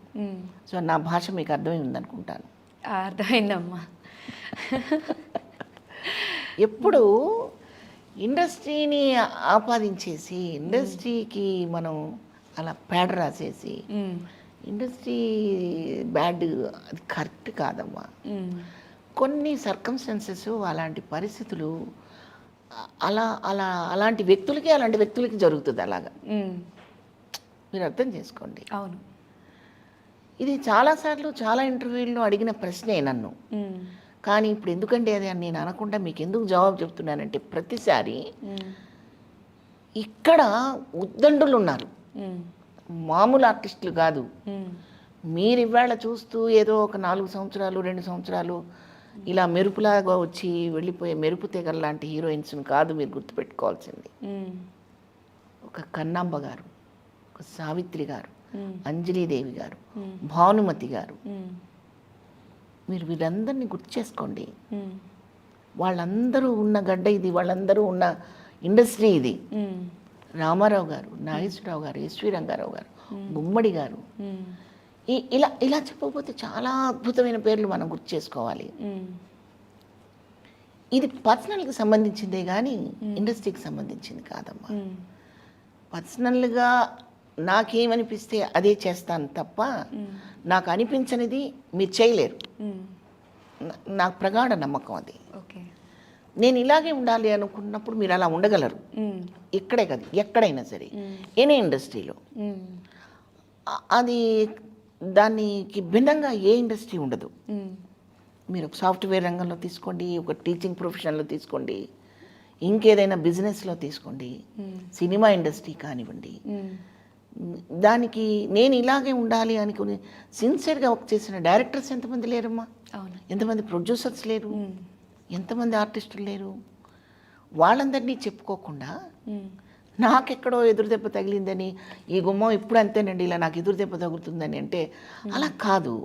నువ్వు కూడా కరెక్ట్గా నడవాలి. ఆ గుమ్మం దగ్గరికి వచ్చినప్పుడు కాలు ఇలా జాగ్రత్తగా ఎత్తి ఆ గుమ్మం దాటి వెళ్ళాలి. కానీ కరెక్ట్గా దానికి కొట్టుకుని నా గుమ్మం కొట్టుకుందంటే అది కరెక్ట్ కాదమ్మా. నువ్వు కూడా ఛాన్స్ ఇచ్చి ఇండస్ట్రీని మాత్రం తప్పుగా మాట్లాడటం ఎవ్వరూ చేయకూడదమ్మా. అది లేదు. అంటే ఇండస్ట్రీలో ఉండేవాళ్ళు, ఇప్పుడు వచ్చే అప్కమింగ్ ఆర్టిస్టులు కానివ్వండి, ఇండస్ట్రీకి వచ్చే ప్రతి అమ్మాయి కమిట్మెంట్ ఇస్తుంది. బయట జనాలు ఏంటి అంటే, ఇండస్ట్రీ అమ్మాయి అంటే వీళ్ళకి అబ్బాయిని ఎవరు ఇస్తారు, ఈజీగా జడ్జ్ చేసేస్తారు. సో అలా ఇలా ఉండడం వల్ల జనాలు ఏంటంటే ఇప్పుడు సోషల్ మీడియాలో బాగా పాపులర్ అయిపోతున్నాయి. ఒకప్పట్లా సిచ్యువేషన్ లేవు. సో ఏది జరిగినా అది నెక్స్ట్ డేనే అందరికీ వైరల్ అయిపోతుంది. చాలా మందికి ఉన్న అపోహ ఏంటి అంటే ఇండస్ట్రీకి వెళ్తే ఏదో జరిగిపోతుంది, సో అప్కమింగ్ ఇంట్రెస్ట్ నుండి వచ్చే వాళ్ళని కూడా వాళ్ళ పేరెంట్స్ ఆపేస్తున్నారు. సో ఇండస్ట్రీకి రావాలి అనుకున్న వాళ్ళకి మీరు ఏం చెప్తారు? ఇదే నేను చెప్పిన జవాబు. నేను ఎలా ఉంటే మీరు ఎలా ఉంటారు, అంతే. That's all. కాకపోతే ఉన్నట్టుండి రాత్రికి రాత్రి ఆకాశానికి ఎగిరిపోయే అంత అవకాశము అంత పేరు రాకపోవచ్చు. మనం కొంచెం స్లోగా నడుస్తాం, నడవనివ్వండి, అంతే కదమ్మా. అవును. అలా కాకుండా ఇప్పుడు రాత్రికి రాత్రి ఏదో అవ్వాలనుకున్నప్పుడు ఈ తాపత్రయాలు, తప్పుదారులు ఇవన్నీ జరుగుతాయి. రెండోది ఇంకోటి కూడా మనం బాగా గుర్తుపెట్టుకోవాల్సింది ఏంటంటే, కేవలం తప్పుదారి తొక్కినంత మాత్రాన పెద్ద హీరోయిన్లు, పెద్ద డైరెక్టర్లు, పెద్ద హీరోలు ఎవరమ్మా. టాలెంట్ అనేది మస్ట్ అమ్మా, ఓకే, మస్ట్. అన్నిటికీ మించింది టాలెంటే. అది లేకుండా మనం ఎన్ని అడ్డదారులు తొక్కినా ప్రేక్షకుడు రిసీవ్ చేసుకోవడం, అవును, అస్సలు రిసీవ్ చేసుకోవడం. అవును. అది నాలో లేకుండా అక్కడికి వెళితే వాళ్ళు ఏదో అంటారు, వాళ్ళు ఏదో చేస్తారు, అందుకని నేను ఇంట్లోనే కూర్చున్నాను అనుకుంటే అవివేకం అది కాదు. ఫస్ట్ మన దగ్గర టాలెంట్ ఉందా లేదా, మనం ఆ పాత్రకి సూటబులా కాదా, ఆ విశ్లేషణ మనకు ఉండాలి. ఆ తర్వాత ఏది మాట్లాడినా కదా. ఇప్పుడు అందవిహీనంగా ఉన్నవాళ్ళు చాలామంది ఉంటారు, మన కళ్ళకు కనిపిస్తూ ఉంటారు. మినిమం మెయింటెనెన్స్ లేని వాళ్ళు ఉంటారు. వాళ్ళు వెళ్ళిపోయి ఏదో తప్పు చేస్తే వాళ్ళని హీరోయిన్ చేసేస్తారమ్మా. చేయరు. మన డైరెక్టర్ మాట్లాడుకుందాం, చేయరు కదా. మరి ఏం కావాలి వాళ్ళకి? Acting skills important. Yes, acting skills కావాలి, అందం కావాలి. కోట్లు ఖర్చు పెట్టి తీసిన ప్రొడ్యూసరు అందంగా చూపిస్తేనే సినిమా అందంగా చూస్తారు. ఇప్పుడు ప్రేక్షకుడు తనని ఊహించుకుంటాడు పాత్రలలో, ఇమాజినేషన్ చేసుకుంటాడు. సినిమా అనేది మ్యాజిక్. ఇది ఊరికే చక్కగా అరటికాయ ఒలిచి ఇది అరటికాయ అమ్మ ఇది తినమ్మని పెట్టినట్టు కాదు, ఒక మ్యాజిక్ అమ్మ సినిమా అనేది. ఉన్నది లేనట్టు, లేనిది ఉన్నట్టు చూపించగలగాలి కదా. ఆ మ్యాజిక్ అనేది ఒక మ్యాగ్నెట్ లాగా ప్రేక్షకుడిని పట్టుకున్నప్పుడే థియేటర్కి సినిమా చూడటానికి వస్తాడు. అలా కాకుండా నన్ను తీసుకెళ్ళి హీరోయిన్ పెట్టి మీరు చూడండి అంటే చూస్తారా? చూడరు కదా. కాబట్టి సినిమాకి ఏం కావాలో ప్రొడ్యూసర్కి తెలుసు, సినిమాకి ఏం కావాలో రైటర్స్కి, డైరెక్టర్స్కి, మనల్ని అద్భుతంగా చూపించే కెమెరామెన్స్కి అందరికీ తెలుసు.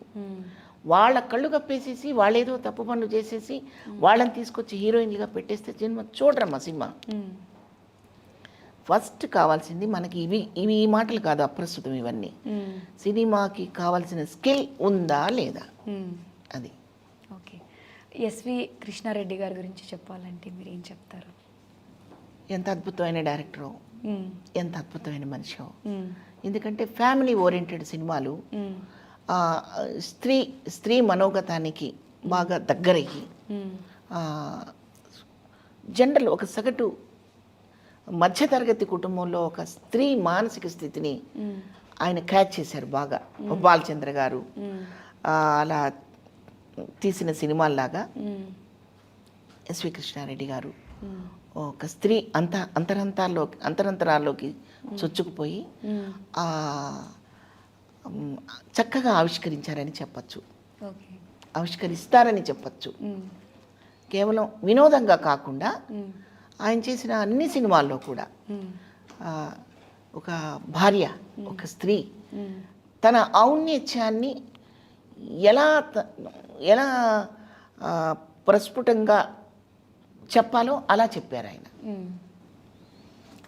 ఒక మావి చిగురు కానివ్వండి, ఆహ్వానం కానివ్వండి, తన ఫ్యామిలీని కాపాడుకోవడానికి ఎంత చక్కగా తను మసులుకోగలదో ఆయన డైరెక్ట్ చేసిన సినిమాలు అందరి హీరోయిన్లతోటి అదే చెప్పించారు. అట్లా. ఓకే. సిరివెన్నెల సీతారామ శాస్త్రి గారి గురించి చెప్పాలి అంటే ఏం చెప్తారు? ఆయన ప్రతి మాటల తూట అమ్మ. ఆయన ప్రతి అక్షరం అలా పిసరంత సాహిత్యం గురించి తెలిసిన వాడు కూడా ఆయన సాహిత్యాన్ని వింటూ అలా మైమర్చిపోతూ జీవించేస్తుంటారు. కాబట్టి భౌతికంగా మన మధ్య లేకపోవచ్చు, ఆయన మాటలు, పాటలు, ఆ, ఆయన సాహిత్య సరళి అందరికీ జన్మలకి గుర్తుండిపోతుందమ్మా. అద్భుతమైన కవి ఆయన. ఓకే, ఒక పెద్ద కమెడియన్ మీకు ముద్దు పెట్టారు అనే న్యూస్ వైరల్ అయింది. దాని గురించి వైరల్ అయిపోయిందా? వైరల్ అయిపోయింది. ఓ. మీకు ఎవరు చెప్పలేదా? ఆయన నాకు తండ్రి లాంటి వాడమ్మా. ఓకే. పెద్ద కమెడియన్ ఆయన. ఓకే. నగేష్ గారు. నగేష్ గారు అంటే మీకు నేను కొత్తగా చెప్పాల్సిన అవసరం లేదు. సర్వర్ సుందరం దగ్గర నుంచి, అంటే అంతకుముందు ఆయన ఏం సినిమాలు చేశారో నాకు జ్ఞాపకం లేదు. నాకు చిన్నప్పటి నుంచి గుర్తున్నది సర్వర్ సుందరం అనే సినిమా గుర్తుంది. గొప్ప నటుడు అమ్మా ఆయన, చాలా గొప్ప నటుడు. ఆయనతో సర్పాయగంలోనే నేను ఫస్ట్ టైం ఆయన్ని కలవడం జరిగింది. ఆయనతో పాటు యాక్ట్ చేయడం కూడా జరిగింది. నేను కొంచెం భయపడుతుంటే ఆయనే నాకు సపోర్ట్ ఇచ్చారు. ఆ తర్వాత కన్నడ మూవీలో ఒక మూవీలో ఆయనతో కలిసి చేశాను. 2 ఫిలిమ్స్ చేశాను కన్నడ మూవీస్లో. ఆయన నేను ఒక సీన్ ఏదో నా స్థాయిలో నేను బాగా చేస్తే ఆయన దగ్గరికి తీసుకొని ముద్దు పెట్టుకున్నారు. ఓకే. అంటే నేను గ్లిజరిన్ వేసుకోకుండా కళ్ళమ్మ నీళ్ళు వచ్చేసాయి. ఆ ఫీల్ చూసి సీన్ షార్ట్ అయిపోగానే దగ్గర తీసుకొని ముద్దు పెట్టుకున్నారు. అంతే, అది వైరల్ చేసే విషయం ఏమీ కాదు అది. మా సీనియర్స్ అందరూ మాతో అట్లాగే ఉండేవాళ్ళు. ఒక దాన్ని ఏమంటారు, అభినందించినప్పుడు ఆర్టిస్ట్ పొందే ఆనందానికి అవధులు ఉండవు. అలాగే గుమ్మడి గారు కూడా. గుమ్మడి గారి స్థాయికి నాకు ఫోన్ చేసి చాలా బాగా యాక్ట్ చేస్తున్న తల్లి అని నాకు చెప్పాల్సిన అవసరం ఆయనకి లేదు. కానీ నేను రాధామధు అని జస్టెల్లో కంపెనీ వాళ్ళది రాధామధు అని సీరియల్ చేస్తున్నప్పుడు 7 గంటలకి ఎపిసోడ్ స్టార్ట్ అయ్యి 7:30కి అయిపోతే ఒక అర నిమిషం గ్యాప్లో ఆయన ఫోన్ వచ్చేది. వచ్చి నేను ఆ సీన్లో ఏం చేశాను, ఎలా ఉన్నాను, డైలాగ్ ఎలా చెప్పాను, నేనే అన్ని క్యారెక్టర్స్కి డబ్బింగ్ చెప్పుకుంటానమ్మా. సో నా వాయిస్ కల్చర్ ఎలా ఉంది అది కూడా చెప్పేవారు ఆయన.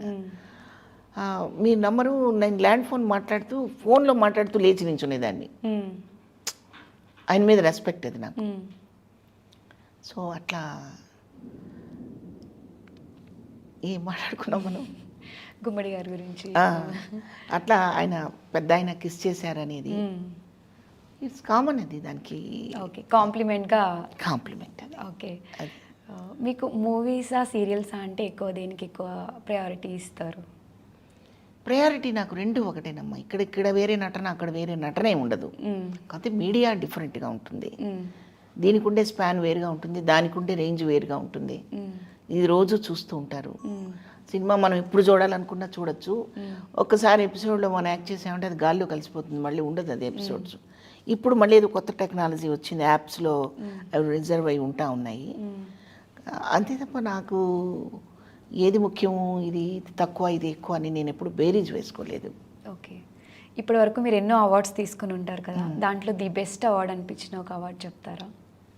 బెస్ట్ అవార్డ్స్, నంది అవార్డ్స్ నేను తీసుకున్నది 2ఏనమ్మా. ఒకటి డొక్కా సీతమ్మ అనే ఒక టెలిఫిలిం చేశాను. డొక్కా సీతమ్మ గారి గురించి కూడా మీకు తెలుసు కదా, ఒక అద్భుతమైన చరిత్ర ఉంది ఆమెకి. ఆ క్యారెక్టర్ నేను చేశాను, అది నా అదృష్టం. ఆళ్ళ రాంబాబు గారు అని చెప్పి ఆయన డైరెక్ట్ చేశారు, అతని కెమెరామెన్ దానికి. ఆ క్యారెక్టరు ఒరే రిక్షాకి అవార్డు వచ్చింది. ఒరే రిక్షా గురించి చెప్పుకునేటప్పుడు మనం ఇంకొక వ్యక్తి గురించి మర్చిపోకూడదమ్మా, ఆర్ నారాయణమూర్తి గారు. నేను అసలు ఇండస్ట్రీకి వచ్చిన కొత్తల్లో ఆర్ నారాయణమూర్తి గారి సినిమా చేయడానికి నాకు అవకాశం వచ్చింది. కాకపోతే ఆయన ఒకటే కండిషన్ చెప్పారు, మధ్యలో రావడానికి వీల్లేదు, నెల రోజులు అక్కడే ఉండాలి విలేజ్లో అన్నారు.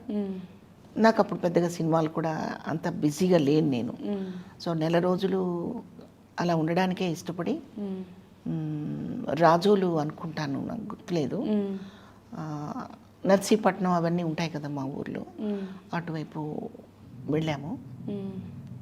సో నారాయణమూర్తి గారు చీమల దండు అనే సినిమాలో ఒక ఎక్సలెంట్ క్యారెక్టరు నాతో చేయించారు. చాలా మంచి క్యారెక్టర్ అనమాట అది. ఆ సినిమా చూసాకే ఇప్పుడు మాట్లాడుకుంటున్న ఈ సినిమాలు ఈ డైరెక్టర్లు అందరూ కూడా నాకు అవకాశం ఇవ్వడం జరిగింది. అంటే ఎక్కువ స్పాన్ ఉన్న క్యారెక్టర్ అది. అవును. పెద్ద పెద్ద డైలాగులు చెప్పగలిగిన క్యారెక్టర్ అనమాట అది. ఓ పెయిన్ ఉన్న క్యారెక్టర్ అది. కోట శంకర్రావు గారు హస్బెండ్ క్యారెక్టర్ చేశారు. సో భర్త చనిపోయాక కొన్ని రెస్పాన్సిబిలిటీలు వహించే పాత్ర అది బాగా చేయించారు నారాయణమూర్తి గారు. వారికి కూడా ఈ సందర్భంలో నా ప్రత్యేక కృతజ్ఞతలు తెలియజేసుకుంటున్నాను తల్లి. అలా సీరియల్స్లో నటించే వాళ్ళు ఎవరి మాట వినరు, వాళ్ళకి కొంచెం యాటిట్యూడ్ ఉంటుంది అనేది బయట టాక్ ఒకటి ఉంది. దాని గురించి మీరు ఏం చెప్తారు? ఎవరి మాట వినరనే? ఎవరి మాట వినరు, వీళ్ళకి కొంచెం యాటిట్యూడ్ ఉంటుంది, లెవెల్ మెయింటైన్ చేస్తారు. అట్లా ఏం లేదమ్మా. వాస్తవానికి వాళ్ళకి భాష రాదు. ఎక్కువగా కన్నడ ఆర్టిస్టులు వస్తూ ఉన్నారు. వాళ్ళకి భాష రాదు కాబట్టి కొంచెం టైం తీసుకుంటారు మాకంటే ఎక్కువగా. దాంతో ఇవన్నీ అపోహలమ్మా. అవన్నీ స్పాట్లో మర్చిపోవాల్సిందే తప్పితే గుర్తుపెట్టుకొని మళ్ళీ మనం ఇంటర్వ్యూలో వాళ్ళలా చేశారు వీళ్ళలా చేశారని చెప్పుకొని అంత పెద్ద నేరాలేం కాదు అవి. ఎవరెవరి ఇబ్బందులను బట్టి ఎవరెవరి సదుపాయాలను బట్టి అలా రియాక్ట్ అవుతూ ఉంటారు. అవి ఏవి కావు. అలా అదే నిజమైతే ఈ రోజున ఇన్ని సీరియల్స్ జరగవమ్మా. సినిమా కంటే ఫాస్ట్గా దూసుకుపోతూ ఉంది టీవీ మీడియా. మంచి మంచి అమ్మాయిలు వచ్చారు, మనం చూస్తున్నాం. హీరోలు కూడా మంచి హీరోలు వచ్చారు. సో వాళ్ళని క్రిటిసైజ్ చేయొద్దు, ఇంకా మనం కావాలంటే ఎంకరేజ్ చేయాలి తప్ప చిన్న చిన్న లోపాలని అసలు చూపించే పరిస్థితిలో ఏ ఆర్టిస్టు ఉండకూడదు. అఫ్కోర్స్ నా దగ్గర కూడా చాలా లోపాలు ఉంటాయి. ఈ సీట్లో ఇంకొకడు కూర్చున్నప్పుడు నా లోపాలని చెప్పారనుకోండి, అది నా అదృష్టంగా భావిస్తాను తప్ప వాళ్ళని కూడా నేను క్రిటిసైజ్ చేయను. సో నా మెంటాలిటీ అది. కాబట్టి ఎప్పుడు ఒకళ్ళ తప్పులు ఎంచడం కంటే ప్లస్లు వెతకండి. ప్లస్లు వెతికినప్పుడు మనం వాళ్ళలో నుంచి పూర్తిగా టాలెంట్ని రాబట్టుకోగలుగుతాం. ఇప్పుడు సినిమా అంటే 6 గంటలకు బెల్లు కొట్టినట్టు అయిపోతుందమ్మా, పేకప్ చేసేస్తారు. సీరియల్ అలా కాదు తల్లి. ఒక్కోసారి 12 దాకా వర్క్ చేస్తున్నారు.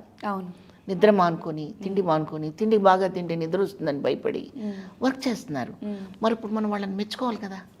నేను తొందరగా వెళ్ళాలని, మాట వినకుండా వెళ్ళిపోయారని వాళ్ళని ఎందుకు క్రిటిసైజ్ చేయాలి? నో, అది కరెక్ట్ కాదు. ఇంకా కావాలంటే టైమింగ్ని కొంచెం ముందుకు కుదించి వాళ్ళని తొందరగా పంపిస్తే వాళ్ళు ఫ్రెష్గా వస్తారు, ఫ్రెష్గా యాక్ట్ చేస్తారు, ఇంకా ఎనర్జీగా యాక్ట్ చేస్తారు అనేది నేను ఎప్పుడూ అనుకుంటూ ఉంటాను. కానీ అది సాధ్యపడే విషయం అవ్వట్లేదు టీవీ మీడియాలో. అయితే బాగుండు. ఓకే, మీరు శ్రీరామరాజ్యం లాంటి డివోషనల్ మూవీస్ చేశారు, ఒసే రాములమ్మ లాంటి మూవీస్ కూడా ఉన్నాయి. సో దీనికి మీకు ఏమన్నా డిఫరెన్స్ ఎలా అనిపించింది ఆ మూవీస్లో చేయడం? శ్రీరామరాజ్యం ఎంటైర్లీ అది బాపు గారి పెయింటింగ్ అమ్మ. అది ఒక బాపు గారి చిత్రీకరణలో జరిగిన సినిమా అది. ఒసే రాములమ్మ వచ్చేసరికి ఒక న్యాచురల్ ఫ్లోలో వచ్చింది అది. తర్వాత శ్రీరామరాజ్యం అనేది ఒక రాముని కథ. కొత్తగా పాత్రలను దూర్చి కొత్తగా పాత్రల ఔచిత్యాన్ని మార్చే కథ కాదది. యాజ్ ఇట్ ఈజ్గా ఉన్నదాన్ని ఇంకా పదిలంగా పకడ్బందీగా చూపించాలి. దానికి ఇళయరాజా గారి పాటలు, బాపు గారి దర్శకత్వం, క్యారెక్టర్లు, నయనతార గారు సీత క్యారెక్టర్ చేశారు, ఎంత బాగా చేశారు. సో ఇది ఒక అద్భుత కావ్యం, ఇది ఒక సహజత్వం. అలా ఫీల్ అవ్వాలి కానీ ఇంకేం కాదు. ఇక్కడ ఈ ఒసే రాములమ్మ ప్రస్తావన మీరు తీసుకొచ్చారు కాబట్టి ఒక 2 ముక్కలు నేను మా విజయశాంతి గారి గురించి చెప్తాను. మా లేడీ అమితాబ్ చాలా ఎక్సలెంట్ నటి అమ్మ, ఎక్సలెంట్ ఎనర్జీ అనమాట. తను పర్సనల్ లైఫ్ కంటే కూడా ఆర్టిస్ట్ కెరీర్కి ఎక్కువ ప్రయారిటీ ఇచ్చిందమ్మా. తన పర్సనల్ లైఫ్కి ఎక్కువ ఇవ్వలేదు నాకు తెలిసినంత వరకు. పాత్రలని ప్రేమించింది, పాత్రలని పూజించింది. ఒక కర్తవ్యం కానివ్వండి, వందే మాతరం కానివ్వండి, ఆ తరహా పాత్రలు ఎన్నైనా తీసుకోండి మీరు. శ్రీరామరాములో కూడా సామాన్యమైన నటన కాదమ్మా తను చేసింది. అటువంటి నటితో కూడా నేను తన తల్లిగా కొన్ని సినిమాలు, తనతో పాటు కలిసి వదినిగా కావచ్చు అలా కొన్ని సినిమాలు నేను చేశాను కదా. చాలా సిన్సియర్ నటి, మంచి నటి, మంచి అమ్మాయి. ఓకే, మీ ఫేవరెట్ హీరో ఎవరు అంటే ఏం చెప్తారు? అప్పుడు ఇప్పుడు చెప్పేది ఒకటే మాట, నందమూరి తారక రామారావు గారు, ఓకే. మీ ఫేవరెట్ హీరోయిన్? సావిత్రి గారు. సావిత్రి గారు. మీరు బాగా బాధపడిన సందర్భం ఒకటి చెప్తారా? ఏ ఈ విషయం? విషయం నన్ను బాగా నొప్పించింది అనుకునేది ఏమైనా ఉందా? అది కూడా నేను ఒకటని చెప్పలేను, ఎందుకంటే నాకు ఈ దారి చూపించి నన్ను ఇక్కడ నిలబెట్టిన ఒక రామానాయుడు గారు, దాసరి గారు, మా మధ్య లేకుండా ఒక కోడి రామకృష్ణ గారు, వాళ్ళు ఇంకా ఉంటే బాగుండు, ఇక్కడే ఉంటే బాగుండు అని అనిపిస్తూ ఉంటుంది. బాగా మెలిపెట్టిన సన్నివేశం ఒకటి ఉంది దాసరి గారి ఇన్సిడెంట్లో. ఆయన బెడ్ రిటెండ్ అయిపోయి చాలా సీరియస్ కండిషన్లో ఉన్నప్పుడు ఆయన నేను చూడటానికి వెళ్తే దూరంగా ఉండి కళ్ళతోనే అలాగా, అంటే ఆయనకి అప్పటికే అన్ని ఆక్సిజన్లు, వైర్లు, గీర్లు అవన్నీ పెట్టేసి చుట్టూ 4 డాక్టర్లు ఉన్న టైంలో నేను చూడటానికి వెళ్తే కళ్ళతోనే ఇలాగా దగ్గరకు రమ్మని పిలిచారు. నేను చేయి పట్టుకోబోతుంటే వద్దు, అంటే ఏదో ఇన్ఫెక్షన్ అవుతుందో అని, ఏంటో మరిది అని ఆయన అన్నారు, పక్కన డాక్టర్లు అన్నారు. నాకు చాలా కలిసి వేసిన విషయం అన్నమాట. అంటే ఆయన ఒక సింహంలాగా కుర్చీలో కూర్చుంటే, ఈ రోజున పెద్ద పెద్ద డైరెక్టర్స్ ఎంతోమంది ఆయన దగ్గర తయారైన డైరెక్టర్స్ ఉన్నారు. వాళ్ళందరూ కూడా ఆయనకి శిరస్సు వంచి పాదాల మీద పడిపోయి, మరి ఒక అతి ఇష్టంగా ప్రేమగా ఉండే మోహన్ బాబు గారు ఆయనతో ఎంతో సన్నిహితంగా ఉండేవారు.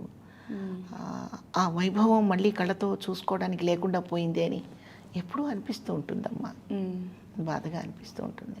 అలాగే రామానాయుడు గారు, ఈ రీసెంట్గా ఈ మధ్యకాలంలో జమున గారు, ఇటువంటి వాళ్ళు వెళ్ళిపోయినప్పుడు మన మధ్య నుంచి వెళ్ళిపోయారని బాధగా ఉన్నప్పటికీ వాళ్ళ చిత్రాలతో, వాళ్ళ మహోన్నతమైన నటనతో మనకి తరతరాలకి చెరిగిపోని గనిని మిగిల్చి వెళ్ళిపోయారు. వారికి ఎప్పటికీ నేను కృతజ్ఞతలు చెప్పుకుంటూ ఉంటాను. ఓకే. మీరు బాగా సంతోషపడ్డ విషయం, మంచి తీసుకున్న కాంప్లిమెంట్స్లో ది బెస్ట్ కాంప్లిమెంట్ అని కానివ్వండి, చాలా నా పర్సనల్గా మీ పర్సనల్గా నాకు మంచి కాంప్లిమెంట్ ఎప్పుడో నాకు పరచూరు బ్రదర్స్ ఇచ్చేశారు, మంచి నటివేని. అలాగే రామానాయుడు గారు నన్ను పరచూరు బ్రదర్స్ చెప్పగానే సర్పాయాగం సినిమాలో నన్ను పెట్టుకోవడం నాకు చాలా ఆనందమైన విషయం. అది ఓకే. ఆనందం ఎప్పటికీ అలా నాతోనే ఉంటుంది. అయితే ఇప్పుడు రీసెంట్గా నేను చాలా ఆనందపడిన విషయం, నేను రాజమౌళి గారితో ఒక సినిమా యాక్ట్ చేశానమ్మా, యమదొంగ. అందులో కొంచెం నెగిటివ్ క్యారెక్టర్ నాది, హీరోయిన్ని కొంచెం టీచ్ చేస్తుంటుంది అనమాట, ప్రియమణి క్యారెక్టర్ని. సో యమదొంగ మంచి సినిమా అది, దాంట్లో యాక్ట్ చేశాను. ఆయన ఇంకా అసలు పని రాక్షసి అని చెప్పచ్చు గట్టిగా రాజమౌళి అంత ఆయనకి వర్క్ కాన్సెప్టే ఎదురుగుండా ఏముంది ఏంటని కూడా పట్టించుకోరు. అలాగా అంత వర్క్ చేయడం నేను సమక్షంలో చూశాను. త్రిబుల్ ఆర్ సినిమాకి ఆస్కర్ అవార్డు రావడం నిజంగా మా తెలుగు ఇండస్ట్రీకి అందరికీ, మా ఆర్టిస్టులందరికీ కూడా ఒక పండగమ్మ.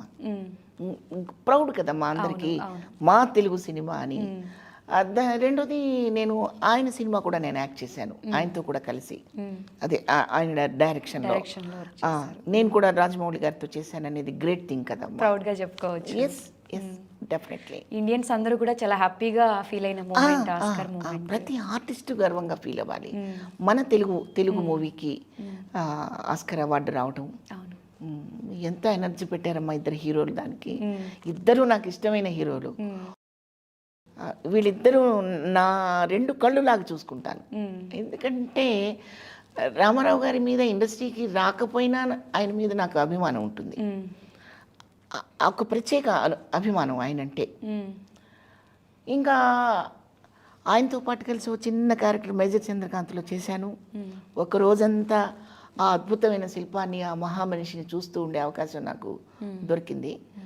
ఎక్కువగా పెద్ద క్యారెక్టర్స్ ఉన్న సినిమాలు బాలకృష్ణ గారితో యాక్ట్ చేశాను, జూనియర్ ఎన్టీఆర్తో కూడా యాక్ట్ చేశాను, హరికృష్ణ గారితో యాక్ట్ చేశాను. బ్యాడ్ లక్ మొన్న మన నుంచి వెళ్ళిపోయిన తారక రత్న గారితో కూడా నేను యాక్ట్ చేశాను. సో వాళ్ళతో అందరితో వాళ్ళ ఫ్యామిలీలో అందరితో నేను యాక్ట్ చేశాను అని ఒక ఆనందం కలుగుతుంది. కాబట్టి నేను ఎప్పుడు జూనియర్ ఎన్టీఆర్ని చూసినా ఒక పులిలాగా, ఒక పులి వచ్చింది బోన్లో నుంచి అన్నట్టు ఫీల్ అవుతాను. అలా ఈ యమదొంగ సినిమాలో ఎన్టీఆర్ గారితో, జూనియర్ ఎన్టీఆర్ గారితో నేను యాక్ట్ చేసింది. అతన్ని చూసినప్పుడల్లా నాకు చాలా చాలా ప్రౌడ్గా అనిపిస్తుంటుంది. ఎందుకంటే ఎన్టీఆర్ గారి మనవడు, మేమందరం ఆయన ఒక దేవుడిగా కొలిచే అటువంటి ఆయన మనవడు. అదే రేంజ్లో, అదే ఫోర్స్తో మీరు యమదొంగ సినిమాలో కూడా చూడండి, ఒక సాంగ్లో ఆయన ఒక బిట్టు ఈయన ఒక బిట్టు యాక్ట్ చేయడం, ఆయన డైలాగ్ ఈయన చెప్పడం అలాగే ఉంది. అలాగే త్రిబుల్-ఆర్లో చరణ్ ఏమీ తగ్గకుండా తగ్గేదే లేదన్నట్టు అలా ఒకరొకరు పోటీపడి యాక్ట్ చేయడం నాకు చాలా సంతోషంగా, గర్వంగా అనిపిస్తుంటుందమ్మా.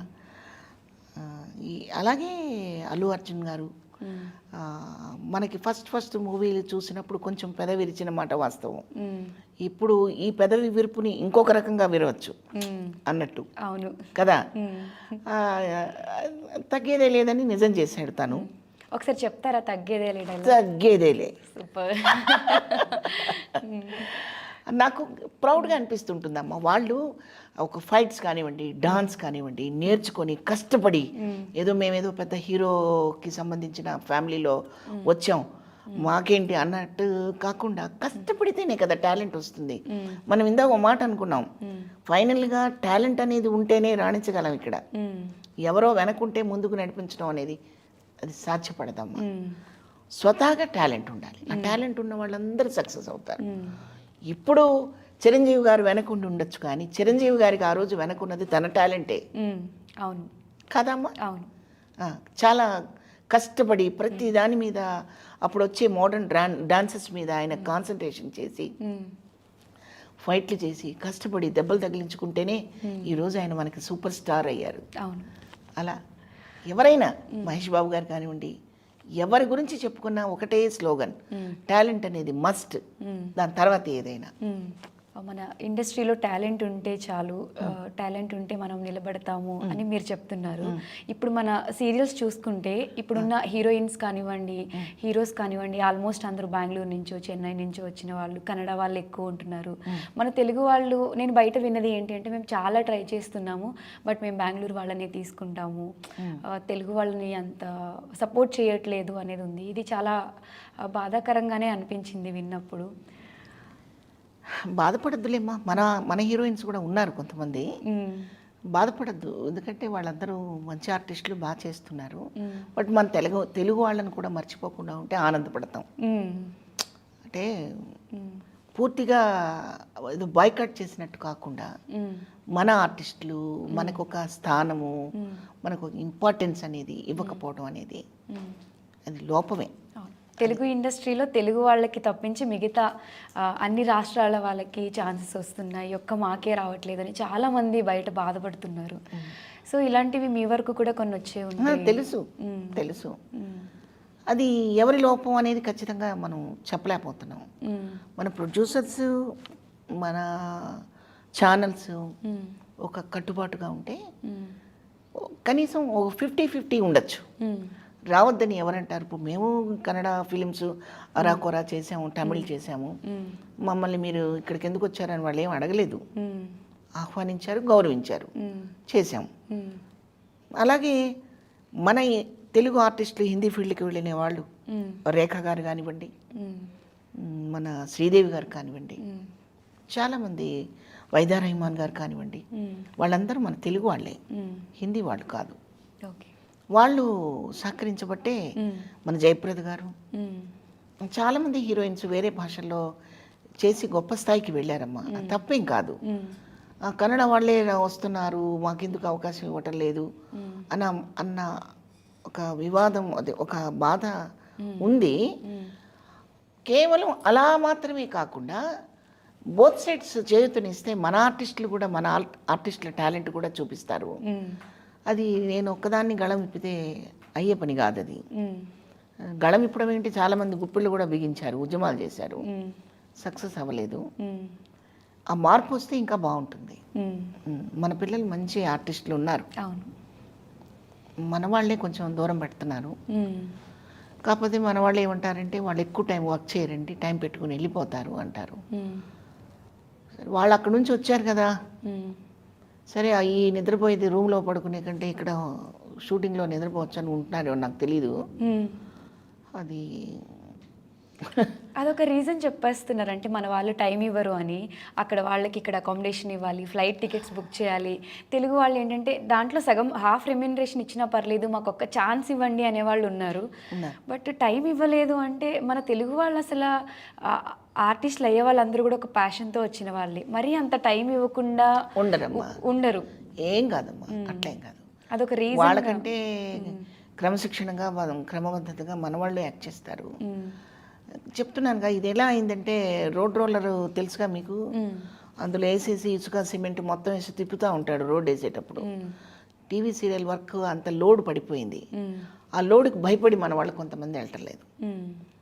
రాత్రి 12-1 గంట దాకా షూటింగ్ చేయాలంటే ఆరోగ్యాలు దెబ్బతినిపోతాయమ్మా. సో ఆ భయం, ఆడపిల్లల్ని బయటికి పంపించాలంటే మన వాళ్ళు పడే భయం, అలా ఉన్నారు. వాళ్ళు కొంచెం డేర్ చేసి వచ్చేస్తున్నారు, ఇక్కడే ఉంటున్నారు, లేట్ అయినా అడగకుండా ఉంటున్నారు, అందుకని చేస్తున్నారని నేను అనుకుంటున్నాను. ఓకే, అంతకుమించి గొప్ప రీజన్ ఏం లేదు. అలాగని వాళ్ళు ఆర్టిస్టులు కాకుండా ఏం కాదు, మంచి ఆర్టిస్టులు ఉన్నారు. ఇప్పుడిప్పుడు ఈ మధ్య క్యారెక్టర్ ఆర్టిస్టులు కూడా అక్కడ నుంచే దిగుమతి చేసుకుంటూ ఉన్నారు. వాళ్ళకు కూడా ఇదే రీజన్ కావచ్చు, అంటే 6 అయిందండి వెళ్ళిపోవాలి, 7 అయిందండి అనకుండా ఓ 12 దాకా వర్క్ చేస్తేనే సీరియల్స్ కూడా జరుగుతాయేమో అని నేను కూడా నోటీస్ చేశాను. ఓకే, ఇక నా మటుకు నేను డిసైడ్ చేసుకుంది ఏంటంటే ఏదైనా మనకు సానుకూలంగా ఉన్నప్పుడే మనం చేయగలం, కానీ అది మన పరిధి దాటిపోయినప్పుడు ఏదీ చేయలేం కదమ్మా. సో మమ్మల్నిగా గుర్తించి గౌరవించి మా మీద ఇష్టంతో పిలిచిన ప్రతి కంపెనీకి ఒళ్ళు దగ్గర పెట్టుకొని ఒళ్ళు దాచుకోకుండా కష్టపడే పని చేస్తామని చెప్పేసి నేను అనుకుంటున్నాను. ఓకే, పరచూరి బ్రదర్స్ గురించి మీరు ఏమైనా చెప్పాలి అంటే ఏం చెప్తారు? పరచూరి బ్రదర్స్ నాకు వాళ్ళు 2 యాంగిల్స్లో కనిపిస్తారు. ఒకవైపు నాకు బ్రదర్స్లా కనిపిస్తారు, ఒకవైపు నాకు ఒక తండ్రిలా కనిపిస్తారు. ఎందుకంటే నాకు కేవలం ఆర్టిస్ట్గా నాకు లిఫ్ట్ ఇవ్వడమే కాకుండా నాకు వారు మాట్లాడే ప్రతి మాట కూడా నాకు ఒక గైడ్ లైన్స్ లాగా ఉంటాయి. సో నాకు కావాల్సిన ఆన్సరు, కావాల్సిన విలువైన పదాలు వారిద్దరి దగ్గర దొరుకుతాయి నాకు. అందుకని నేను వాళ్ళల్లో అలా చూసుకుంటాను. ఓకే, మీ సక్సెస్ జర్నీ గురించి చెప్పండి అంటే ఏం చెప్తారు? ఇప్పుడు నేను సక్సెస్ అయినట్ట? డెఫినెట్గా 100కి 1000%. మీరు ఎంతో మందికి ఎగ్జాంపుల్ కూడా, మిమ్మల్ని చూసి ఇన్స్పైర్ అయ్యి ఇండస్ట్రీకి వచ్చే వాళ్ళు కూడా చాలామంది ఉన్నారు. లేదు, అట్లా అంత గొప్పగా అనుకోనే పరిస్థితి ఏం కాదు. నాకు దొరికిన పరిధిలో, నాకు దొరికిన అవకాశాల్లో నేను బాగానే ఉన్నాను. అన్నిటికంటే ముందు మనిషికి తృప్తి అనేది చాలా అవసరం. తృప్తి చాలా విలువైంది. ఎంత సాధించినా ఇంతే సాధించాను, ఇంకా ఏదో కావాలి అనుకుంటే నిరాశలో బతుకుతుంటాడు మనిషి. నేను నిరాశవాదిని కాదు, ఆశావాదిని. అంటే నేను చేసే పనిలో నేను ఎంజాయ్ చేశాను, సంతృప్తిగా ఉన్నాను, లేని దాని గురించి అస్సలు బాధపడను. నా నేచర్ అది. కాబట్టి నాకు ఎప్పుడు బాధ ఉండదు. అవకాశం నాకు వచ్చిందా, దాన్ని అద్భుతంగా వాడుకుంటాను. రాలేదు, ఓహో అది నాది కాదు అనుకుంటాను. ఇంకెవరిని నేను క్రిటిసైజ్ చేయను. నేను చేయవలసిన పాత్ర ఎవరో వచ్చి చేస్తున్నారు, వాళ్ళకి ఎవరికో అవకాశం వచ్చింది, ఇలాంటి తప్పుడు ఆలోచన నేను ఎప్పుడూ చేయను. ఎందుకంటే ప్రతి విషయం మీద మనకి రాసిపెట్టి ఉంటుంది. అంటే మళ్ళీ అటు డివోషన్లోకి వెళ్ళి మాట్లాడుతున్నాను అనుకోవద్దు. ఈ చాదస్తం ఏంటి అనుకుంటారేమో. నేను నమ్ముతాను, ఖచ్చితంగా నమ్ముతాను. ఈరోజు లేచిన టైంలో ఎన్ని గంటలు, ఎన్ని నిమిషాలు మనకి మంచి జరగాలో అది ఖచ్చితంగా జరిగి తీరుతుంది. ఎక్కడైనా ఒక సెకండ్లో మనకి ఎక్కడైనా పొరపాటు జరగాలంటే అలాగూ జరిగి తీరుతుంది. దీన్ని ఒప్పుకొని తీరాల్సిందే తప్ప నాకు ఆ రోజుల్లో చాలా బాగున్నాయి, అది మంచి సమయం, ఇది బ్యాడ్ టైము అనుకోకూడదు. దీన్ని కూడా ఛేదించుకొని ముందుకు వెళ్ళడానికి ప్రయత్నించాలి. అంటే మనం ఎక్కడైనా స్లో అయినప్పుడు ఎక్కడ స్లో అవుతున్నాం, ఎందుకు స్లో అవుతున్నాం, మనం మారేమా, పరిశ్రమ మారిందా, 2 చెక్ చేసుకోవాలి కదమ్మా. సో పరిశ్రమ మారింది ఆటోమేటిక్గా. ఓకే. పరిశ్రమ ఆ, పాత తరహా పద్ధతుల్లో మదర్ కాకుండా కొంచెం మోడరేట్గా తయారైంది. దానికి నేను అప్డేట్ అయ్యానా? కాలేదు. అంటే నా పాత్ర కోసమే నేను వెయిట్ చేస్తున్నాను, నాలాగా ఉండే పాత్ర గురించి. అది వస్తే నన్నే అడుగుతారని నా నమ్మకం. జీన్ ప్యాంట్ వేసుకొని కూలింగ్ గ్లాసెస్ పెట్టుకొని ఇలా తిప్పుకొని వచ్చే తల్లుల్ని కూడా మనం చూసాం, ఇప్పుడు చూస్తున్నాం. సో మరి అలా కావాలంటే నేను కానీ అన్నపూర్ణ గారు కానీ ఇంకా చాలామంది పేర్లు ఉన్నాయి, వాళ్ళందరూ కూడా కాలేకపోవచ్చు. మా మైండ్ సెట్ని బట్టి, మా ఏజ్ని బట్టి, మా ఫిజిక్ని బట్టి అక్కడ ఆగిపోయాం. ఇప్పుడు ట్రెండ్ మారింది కదా అని నేను జీన్ ప్యాంట్ వేసుకొని టీషర్ట్ వేసుకొని అలా తిరగలేను కదా. సో మన దగ్గర ఈ డిఫికల్ట్ ఉంది కాబట్టి, మన దగ్గర ఈ ప్లస్ ఉంది కాబట్టి ప్లస్నే నేను నమ్ముకుంటాను. ప్లస్ ఏంటి? నానమ్మ క్యారెక్టర్ వేయడానికి పనికొస్తాను, పల్లెటూరులో చక్కగా ఇంటికి పెద్దలాగా ఉండే తల్లికి పనికొస్తాను, చక్కగా కుంకుమ బొట్టు పెట్టుకొని మట్టి గాజులు వేసుకొని ఒక శుద్ధమొద్దులాగా ఉండే క్యారెక్టర్కి పనికొస్తాను, కోపం వస్తే అరవడానికి పనికొస్తాను. అలాంటి పాత్ర మనకు వస్తే మనం చేస్తాము, అంతే. That's all. ఆ క్యారెక్టర్ మనకు రావాలి, దాని గురించి వెయిటింగ్. ఓకే. పాత్ర పర్మిట్ చేసింది అనుకోండి. నేను మంగమ్మ గారి మనవల్లో క్రాఫ్ట్తో కూడా యాక్ట్ చేశాను, మంగమ్మ గారి మనవరాలు సీరియల్.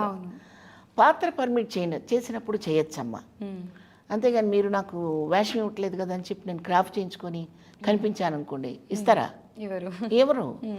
నాకేం పాత్ర ఇవ్వాలో మీకు తెలుసమ్మా, మీరు చాలా జీనియస్, మీరు డైరెక్టర్స్ కాబట్టి మీ జీనియస్ ఏంటో నాకు తెలుసు. కాబట్టి మీ పరిధిలోకి నా పాత్ర వచ్చినప్పుడు మాలాంటి వాళ్ళని గుర్తు చేసుకుంటారని నమ్మకంతో ఉంటున్న వాళ్ళం మేమందరం.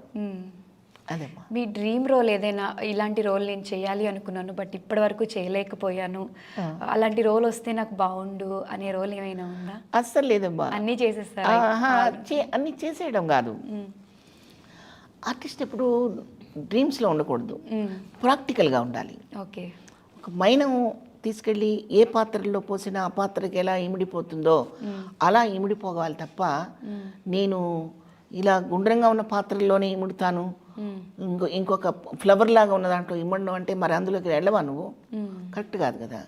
సో హుందాతనం పాత్రలు, ఉదాత్తమైన పాత్రలు చేసినప్పటికీ పాత్రలో హ్యూమరస్ చెప్పే పాత్ర రావచ్చు, మాట్లాడే మాటల్లో హ్యూమరస్గా మాట్లాడే పాత్ర కావచ్చు. అంటే బట్లర్ ఇంగ్లీష్ మాట్లాడుతూ ఉన్న క్యారెక్టర్ కావచ్చు, ఇంగ్లీష్ నేర్చుకోవడానికి ప్రయత్నించే బామ్మ కావచ్చు, ఉంటాయి కదా. వాటన్నిటిని వదిలిపెట్టి నేను సీరియస్ రోలే చేస్తానని కూర్చోకూడదు అనేది నా ఉద్దేశం. ఓకే. కాబట్టి పాత్ర ఏదైనా మనం పరిపూర్ణంగా పాత్రని చేయగలగాలి. కాబట్టి నేను డ్రీమ్స్లో నాకు అలాంటి పాత్ర వస్తే నేను ఆ పాత్రని ఇలా చేస్తానని నేనైతే ఎప్పుడూ ఊహించుకోలేదు. అనుకోకుండా అలాంటి బరువైన పాత్రలు నాకు వచ్చాయి. ఉదాహరణకి మీరు పాండురంగడ్లో చూసుకోండి, ఒక ఉదార్థమైన పాత్ర. సీమసింహంలో చూడండి, కాంట్రాస్ట్గా ఉంటుంది. విలన్ ఇలా ఒక బాంబు ఇలా పంటితో పట్టి ఇలా లాగి వేసేంట్రా నా కొడుకుని అన్నట్టుగా ఉంటుంది ఆ క్యారెక్టరు. ఇందులో నాన్న, నా నీ తల్లిదండ్రులకు నువ్వు ఇచ్చిన విలువ ఇదేనా నాన్న అని ప్రాధాయపడుతూ దీనంగా అడిగే పాత్ర ఇది. దేనికి దానికి అసలు సంబంధమే ఉండదన్నమాట. కాబట్టి ఏ పాత్ర అయినా నేను చేయగలననే నమ్మకంతో ఉండాలి తప్ప డ్రీమ్స్లో ఉంటే డ్రీమ్గానే ఉండిపోతుందమ్మా. అందుకే నేను ఎప్పుడు డ్రీమ్స్లో ఉండను. Very nice. సో ఫైనల్గా మీ అభిమానులకి, ఆడియన్స్ అందరికీ చెప్పాలి అంటే ఏం చెప్తారు? ఇలా ఐ డ్రీమ్కి వచ్చి నా మనోగతాన్ని చెప్పుకునే అవకాశం ఇచ్చిన ఐ డ్రీమ్కి ముందుగా కృతజ్ఞతలు తెలియజేసుకుంటున్నాను. ప్రేక్షకుల ఆదరణ, మన్నన మాకు ఎప్పుడు ఉండాలని కోరుకుంటున్నాను. మంచి మంచి పాత్రలతో అలరించడానికి ముందుకు రావాలని ఆశతో ఎదురు చూస్తున్నాను. అంతే. థ్యాంక్ యూ అమ్మ, థ్యాంక్ యూ సో మచ్. అడగగానే వచ్చి పాపం మీరు షెడ్యూల్ ప్రిపేర్ చేసుకుని మరి నాకు టైం స్పెండ్ చేసి ఇవాళ ఇంటర్వ్యూ ఇచ్చారు. చాలా హ్యాపీగా ఉంది మీతో మాట్లాడడం, చాలా విషయాలు తెలుసుకున్నాను. సో మీకు మంచి మంచి ప్రాజెక్ట్స్ రావాలి, ఇంకా మిమ్మల్ని మేము ఇలా చూస్తూనే ఉండాలి, ఎప్పుడు ఖాళీ లేకుండా గుడ్ హెల్త్ ఉండాలి, అలానే బ్యాక్ టు బ్యాక్ సీరియల్స్ చేయాలి అని చెప్పి మనస్ఫూర్తిగా కోరుకుంటున్నాను. ఐ డ్రీమ్కి వచ్చి ఇంటర్వ్యూ ఇచ్చినందుకు థ్యాంక్ యూ సో మచ్. నేను కూడా మనస్ఫూర్తిగా కృతజ్ఞతలు తెలియజేసుకుంటున్నాను. Thank you I dream. Thank you